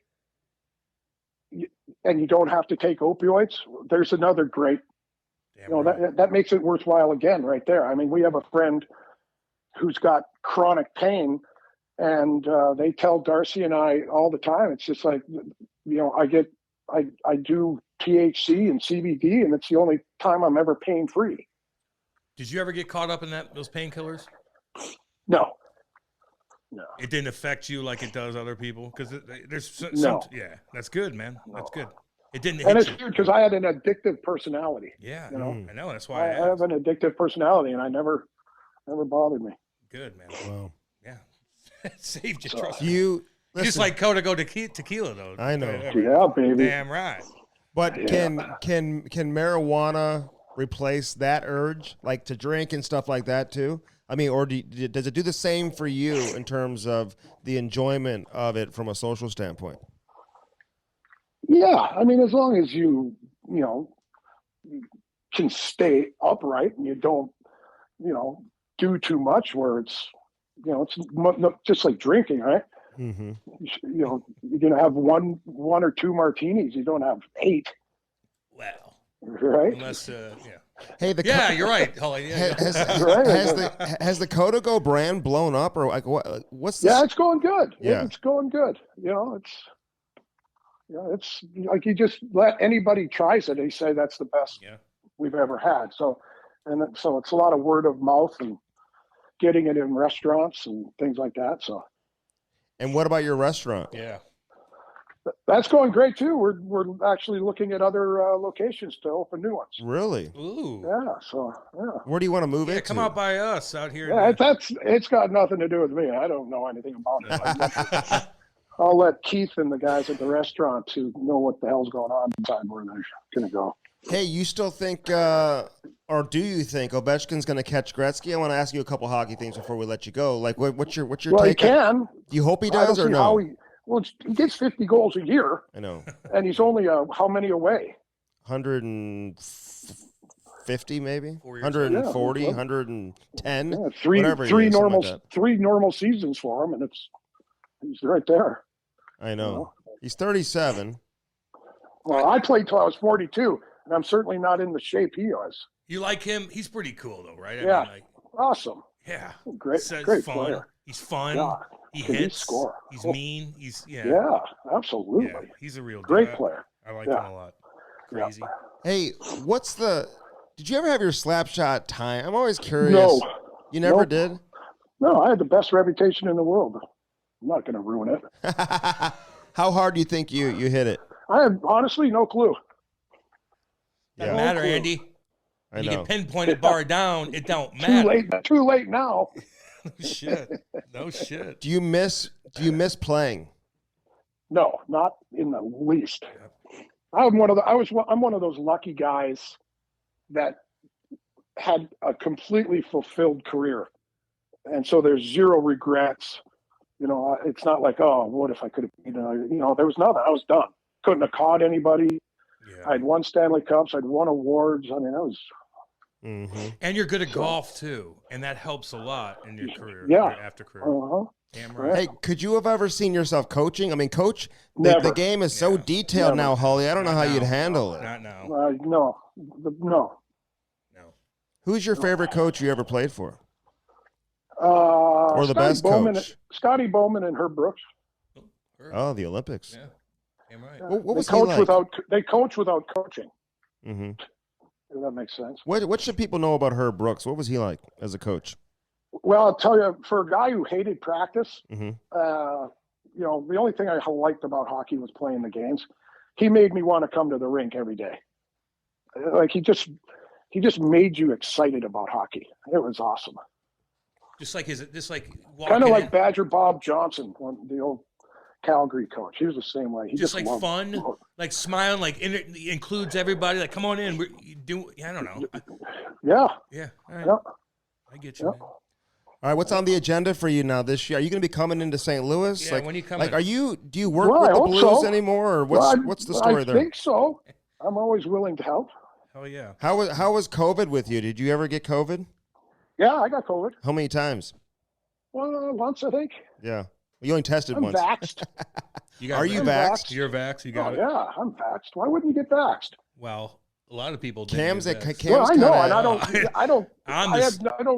don't care if you don't, and I don't care if you do. I just like it. To me, it was like, because I already why got not it. get vaxxed? It's I already not got gonna it. hurt you. Well, I mean, I don't know. I mean, for some people, it kind of did. It's just they shoved it in your face so fast, and they demanded it. It was scary. It wasn't that so much. It was the mandates. Like what? Like That's the thing. again, stupid Biden, right? He's like he's calling the Coast Guard guy and going, "Thank you for your help. It's unbelievable that you go and you risk your life to save these people in the hurricane." Well, the guy's going to get fired in a month because he won't get vaccinated. I know. So great. Gets a call from the president on how great he is, a great human being, but you're fired. You're fired. Mm-hmm. And yeah, like It's unreal. Biden goes, That's how dumb they are. it's mind-boggling. So dumb. It's mind-boggling. Impossible to be that dumb. Well, that's he's why. And then if you actually look at yourself in the mirror and say, "I voted for that twit," like how can you even think about it? Hey. It's tough to have an argument on that right now. Yeah, the unifier. The unifier. The unifier really? in chief. What a blatant pile of lies. How's Hunter doing? How's Hunter Biden doing? He's having a party. That's a good question. I have no idea. Selling those paintings. Hully, go do your thing. You have a take on the royal All right, family, you guys. Hully? Let him go. Andy, let him fucking go. Go do your thing, Hully. Yeah, You're the Hully. best. All right, guys. We'll talk soon. Go hit him Yes, straight, sir. buddy. Thank you. Right Have on. a great See you, great Hully. day. Dude. See you, homie. See you, buddy. The Camera Strick Podcast is brought to you by Bellman and Bellman.com. BEHLMANN.com. Get out there to Detroit, Missouri. Check it out. On one side, you got the Buick, the GMC. Options for everybody. Then right across the street, you got the Chrysler, Dodge, Jeep, and Ram. Again, find something that works for you and get yourself a new set of wheels in time for the winter. All right, that was Brett Hall, baby. Yeah. I got so many memories of Hully. I know. He is a kind of like a one of a kind, you know? I like him, man. He's a smart guy. Mm-hmm. He is. He did a lot for me. What did he do for you? Got me into hockey. Okay. that he, cool enough, he you didn't think? like. Is that cool enough? I thought you meant like he like got your mail when you were out of town. Like he like helped you out when you were in a. He helped you out when you were in a jam. No, he always talked to me though. Yeah, well, he did a lot of things for a lot of kids then. No, he got me into hockey, and that's all that matters. Mm-hmm. And now I get to sit here and do a podcast and chill, because I got into that. Although I did spend all that money, but it set me up for after hockey. You spent all of it? The cash, yeah. I mean, I had a house and 2 houses and stuff, but I spent all that money, yeah. You didn't like put any away with like a financial advisor? I was going through it so fast. Yeah, but like your agent? They tried. Did they? Oh, yeah. And then I had a couple other things that happened too. Nothing. It just was all self-induced. Nope, I don't blame. It's all on me, but it was a lesson learned, and I crawled out of it. I was in a jam 5-6 years ago, dude. I didn't know what the fuck. That recent? Yes. I got you out of your jam. I'm the best thing that ever happened to you. I'm the best thing that's ever happened to you. I'd be all right. I was content. Here's the thing. I was always there for you, though. You were. Let me say. So I just said that. My point is, like, I spent my money because I was so outgoing and I was partying so hard. And I'm addictive personality and all that stuff, and I was able to balance it as much. So as does I could. Brett. So, but I never was too far in debt with big houses. I had my tiny little house right by my parents. It was paid off. I did my thing with the boat and stuff. It was all paid off. The Corvette, whatever. I had my fun with. I sold it. Like terrible car. It was so dumb to have, but it was fun at the time. Going to Lake Ozarks. The boat made no sense. The boat. Are you out of your goddamn mind? Wasting Don't ever money. say it. It's like you saying my kitty never made. No. The boat. I invested $50,000 in that thing, and I got millions of dollars worth of entertainment and fun and memories, and I'll never forget that thing. It was the funnest damn thing. But I paid it off. I spent cash on it, so I didn't have. But I spent my money, but I didn't know what to do, and I was still kind of jammed up. And Kate was, it was tough. But she stuck by me. It's all good. Well, all that's good, baby. That's good. Everything's good, man. Yeah, now. I love the Kate. Who? The Kate. I don't talk about my wife enough on the. I talk about your show. family more than you talk about anything with me. I just don't like. We talk about your career more.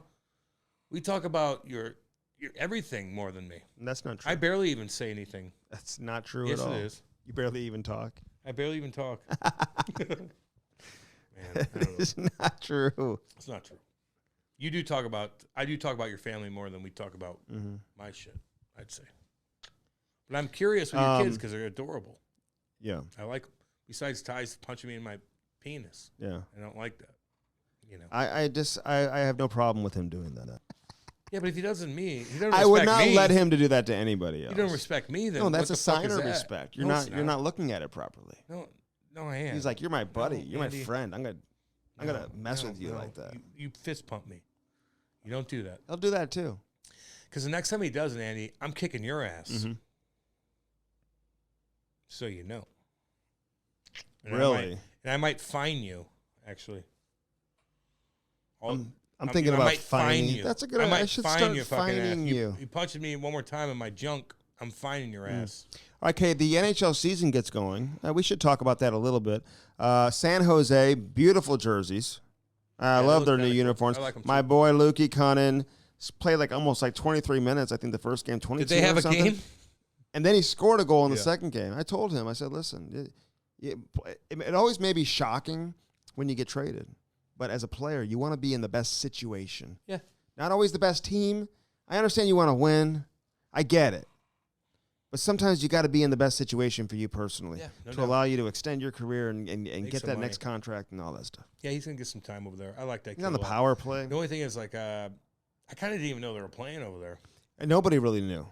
What the fuck is that? I had to text Brody and be like, dude, where's the game?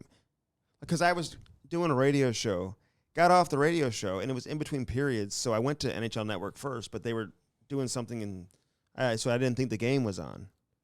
And he told me the game was on NHL Network. But I know, I'm like, listen. Pump it up. Don't ever have games that far before the rest of the league starts while other teams are playing preseason games. Yeah. You can't have regular season games when everybody else is playing preseason games. It's kind of confusing. And people are going to be like, well, why do you know? Well, I remember when the Blues went to Sweden. Oh, yeah. You may have been there. No shit. $10,000 in 5 days. But it was like the kickoff to the season. It was awesome. There was no other preseason Stanley games Cup. going on at the same time. We won the Stanley Cup. I told you about we were partying hard. Yeah, no, you knocked a girl's tooth out. Yeah. I think it was. I didn't. No. Can we? There's context. Was to it. there Matt Sundin's sister? Sister's wife's sister, I think. And we had a huge thing of champagne. I'm like, here, and she didn't hold it tight enough, and I was like, bam. And fuck. Hold on. The thing flipped out and hit her in the. No, we should not laugh about that. She was trying to drink out of the fucking huge champagne bottle. Oh, and it came out. And I'm like, here you go. The cork. No, she's just trying to sip it, and it's all glass. It's a huge champagne bottle, and it hit her tooth. I'm like, oh, that's terrible. We should have that in context, especially now. Yeah, I know. You're like, hit it. Jesus, Andy. No, we had my buddies were. Somebody will write about you. My buddies flew from the U.S. I know. over there. I heard that. Traveling all over. I spent $10,000 in 5 days. Derek Armstrong was sitting out with me. Mm-hmm. Psycho. Yeah, but he was weird with girls and stuff. Yeah, not in a touchy feely. Oh my God, we can't say anything. No, it's more like everyone reads into it differently. I'll give you an example. And so it's all good.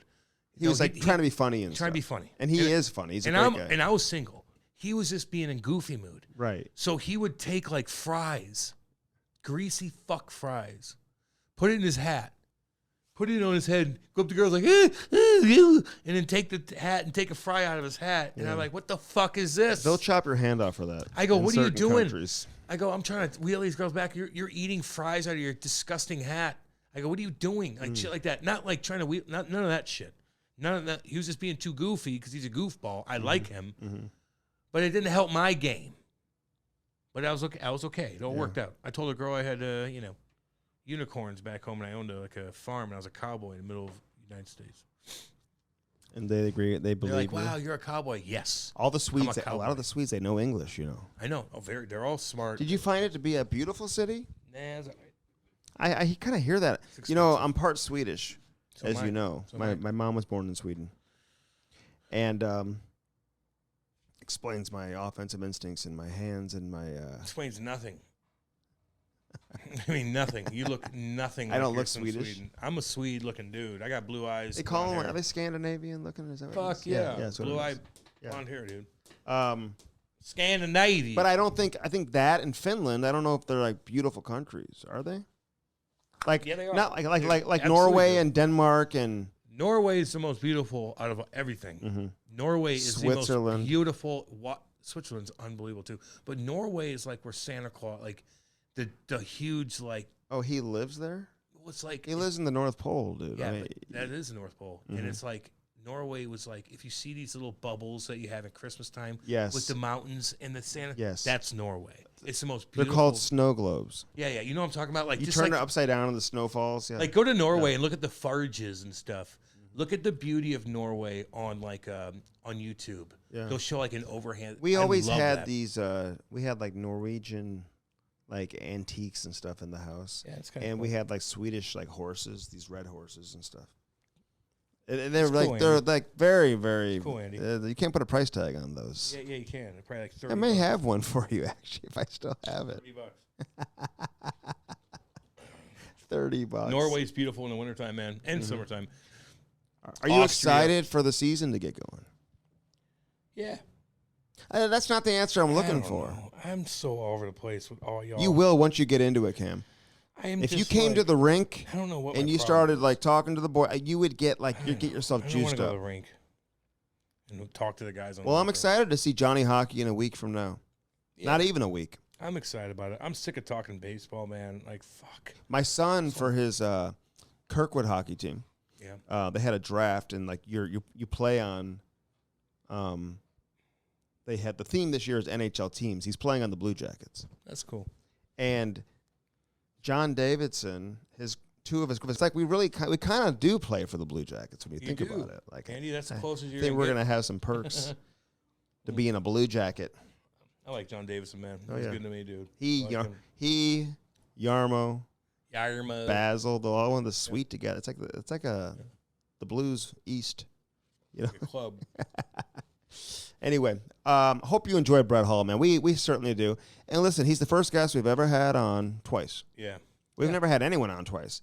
And it just kind of happened organically. Congratulations on his strain and everything going on with Hippos Cannabis. And so check out their I'll be smoking dispensaries that and tonight, get there. boy. But, I can't. It wasn't like we were like, oh, we need to go get Brett Hall on again. It was like kind of brought to our attention. We're like, Hell yeah. He's the only guy I'd think about having on twice for the first time. Yep. And there's other people I'd have on. But, you can talk to Hully about anything. You don't have to just talk hockey with him the whole time.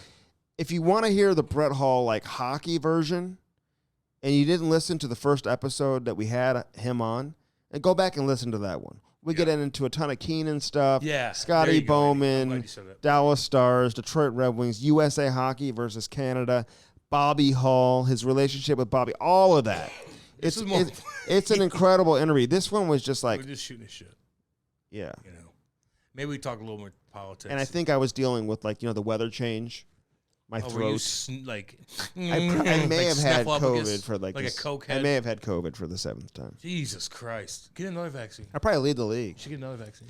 I saw this morning, the 15th I was reading about it because flu season's coming. They always tell you, this is the most dangerous flu season ever. The worst flu season ever. Now don't there's a trust anything. new vaccine for the Of course flu. there is. And it's like, well, who's making money off of that? They are. Is anybody smart enough to realize when they say this is going to be the worst flu season ever, and you got this guy who works for the government telling you how bad it is, that it's going to kill all of us, the media picks and it up. then he says, get this new vaccine? Like, do people just like flood themselves with vaccines? Yeah, they do. They got a vaccine for everything. I know. Is there like a Halloween vaccine? Man, I don't know. They ruined a lot of people, their reputation pretty good. Well, I'm not anti-vax. I agree with Hully. He was kind of like, why wouldn't you do it? I didn't agree Yeah, with but him. you kind of pushed out. Can I say that? Did I push? I don't remember what I said. Nothing. You're like, what? Yeah. Okay. And then you just kind of left it at that. Yeah, I'm like, well, no, there's actually a lot of research where people are like, fucking thank God I didn't That's get what it. you did. Like when Bugard challenged you, you kind of. Bugard? Well, Oh, yeah, fuck. You were like, we were talking politics. That's when you got speechless. No, I did say, oh, you do think? Why not? I'm like, well, Yeah. you know. And that was it. But he did say, I don't agree with people shutting down businesses because of that. And I'm like, okay, well, there we are. He's like very anti-cancel culture. No shit. Are there people that are pro-cancel culture? Well, I just think that there's a lot of people that get a kick out of canceling people and defending a group, like, and they're like, I know there's a problem here, and look at me, I'm gonna fix this, and they need to be canceled. How do you defeat cancel culture? You just do your thing, man. Well, if you work Does it start at the top? No, you work for a corporation, you can't. So if somebody wants to cancel you, just like if somebody canceled me because I said something stupid, and they convinced First Forum, and they convinced fucking Air Club, but our sponsors kind of get that, and they're like, no, we understand it. I mean, if I said something crazy, of course they're gonna do it, and I don't blame them. No, you gotta reflect. I think they understand our humor. No, you gotta reflect what they're all about. Yeah, and again, and they understand our humor too, and like we don't just throw shit out. Like I read about shit all day. You want my opinion on something? Here it is. Well, that's and you know I have an open mind too. So call me out and say, Cam, dogs don't point with their arms or they point with their nose. I'm like, oh, okay. I said they point with their nose, but they point with you their were wrong about that. And I'm like, oh, okay. Oh, wait. Hold on. Oh, okay. You got me. You had no idea. Yeah. Okay. Yeah, maybe I fucked that up. Sorry. Well, you Cam, also Guantanamo Bay's in Cuba. Yeah, okay. Yeah, I just forgot. You got that wrong too. I didn't. No, I said it was in. You said it was in Florida. No, I said you take South Florida and you go about 400 miles. Okay, whatever. Yeah. Andy, I did say that. I sort of got. Okay. I remember, but I forgot it was in wrong. Cuba. And there's like people that live there. My I'm like, fact okay. checkers come up with something every day. Yeah, but that's still like I'm just throwing off the. It hip was a here. shark. You brought up something. I'm talking It about was a fucking shark Guantanamo Bay. That went in I that haven't guy's talked boat. about. No, I'm just saying. I haven't talked about Guantanamo Bay in years, and we're talking about. I just forgot that it's there, but I was close. And you're like, there's people there. I'm like, okay, I know, but they tortured people. Oh, God. Fuck off. It was a shark. Jesus Christ. It was a shark that went into that guy's boat. What do you mean? And you said it was a whale. No, there's a whale that did it too. That's the thing. There's a whale that did it too. There's a whale that popped up when you go whale hunting, and it smashed down on fucking people. And another people in New Zealand were cruising with their family, and they hit a whale, and they all capsized and died too. So fuck off again. Dude, I'm just trying to entertain you guys. The orca whale is the most dominating animal in the ocean. You didn't know what a megalodon was. Like, come on. Yeah, but the orca whale is killing sharks left and right, dude. They're powerful. They're apex.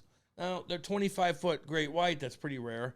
Ain't gonna do it. But no, the killer whales that go in packs too. No, the orca whale. That's what I'm talking about. It's the same. Whatever. Fuck off. Jesus. Like you read, like you're looking at your phone right now and like reading something from National Geographic, and you're like, Geographic. Oh, yeah. Hey, you want to come over after the show and like hang out? Like, I don't know. Okay. It's been like 3 hours we've been doing this, man. God. All right. Can't even talk anymore. Did you ever have a team bonding trip? I'm just curious. Oh yeah. Where'd you guys go? Well, it's rookie parties. No, that's not what I'm talking about. Yeah, well, it's sort of similar. We tied it together. Pre-season. Yeah, went to Lake of the Ozarks and Eric Johnson. Oh yeah, you guys did that. You know, we want to talk about Eric Johnson beat the crap out of Zach Ronaldo too. I was looking at that. Yeah, he got lucky. I was looking at that He video got lucky today then. too. Yeah. After Ronaldo ran somebody, punched Sam Gerrard.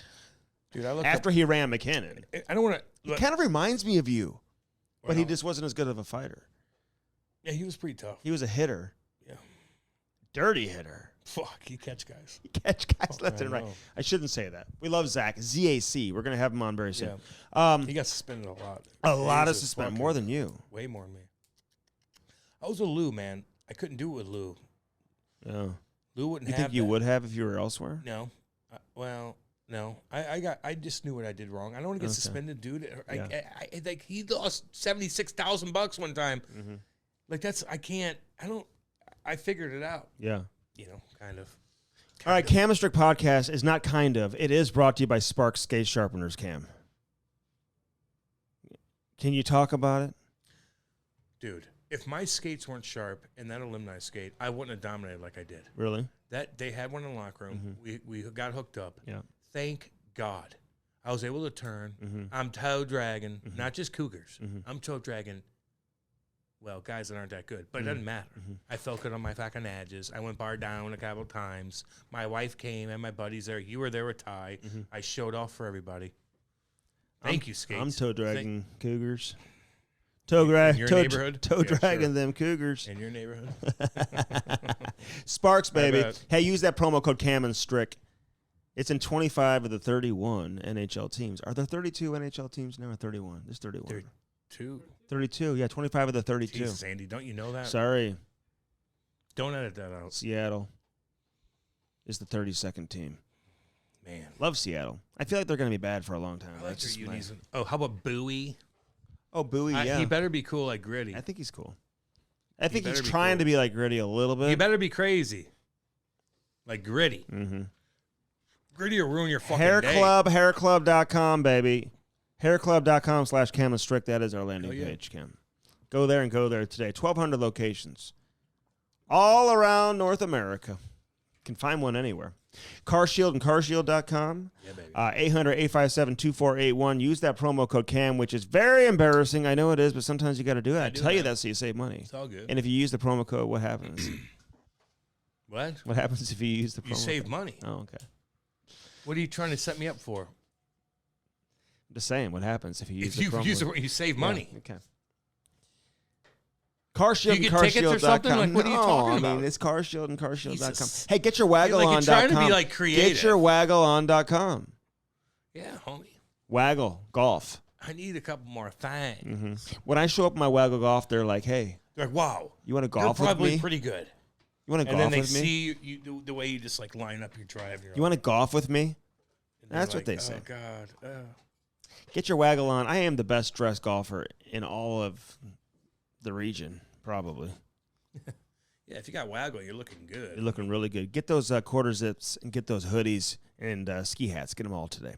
Bellman and Bellman.com. BEHLMANN.com. Say hi to Danny Boy, please. What up, Danny? And Kenny and Dale, everybody. Dale. And Kenny. Kenny, what up, homie? That's right. Chilean, Out baby. there in Troy, Missouri, Buick GMC, they got the Chrysler Dodge Jeep Ram. They got a car for everybody. They got the best selection. Buick. Everybody is credit approved. Hell yeah. Everybody's credit gets approved, man. So everybody gets Don't their worry about car, that. drive away on a new set of wheels in time for the winter with the best customer service you'll find anywhere. There it is. Anywhere. We got those hats, by the way. You get the cursive hats because they're on sale right now from our friends over there at Victor Hockey Cam. Thanks to Adam, who's the man with the Victor Yeah, right. Hockey. Great social media, too. They look good. At Victor Hockey They USA. look Check that good. out. Adam is the man. A damn. He's doing it, man. So we've got those hats up on the Cam and Strick website, camandstrick.com. You can listen. You see more about our sponsors. You can read more about us. You can do a lot of things on the Cam and Strick. Read about Andy and his website. crew. All right, this has been episode See you number guys. 207 Love with all y'all. Brett Hall, the Hall of Famer, Yeah. the Golden Big Brett. Dick. Big dick. Check out his strain and keep listening to the Cam and Strick podcast.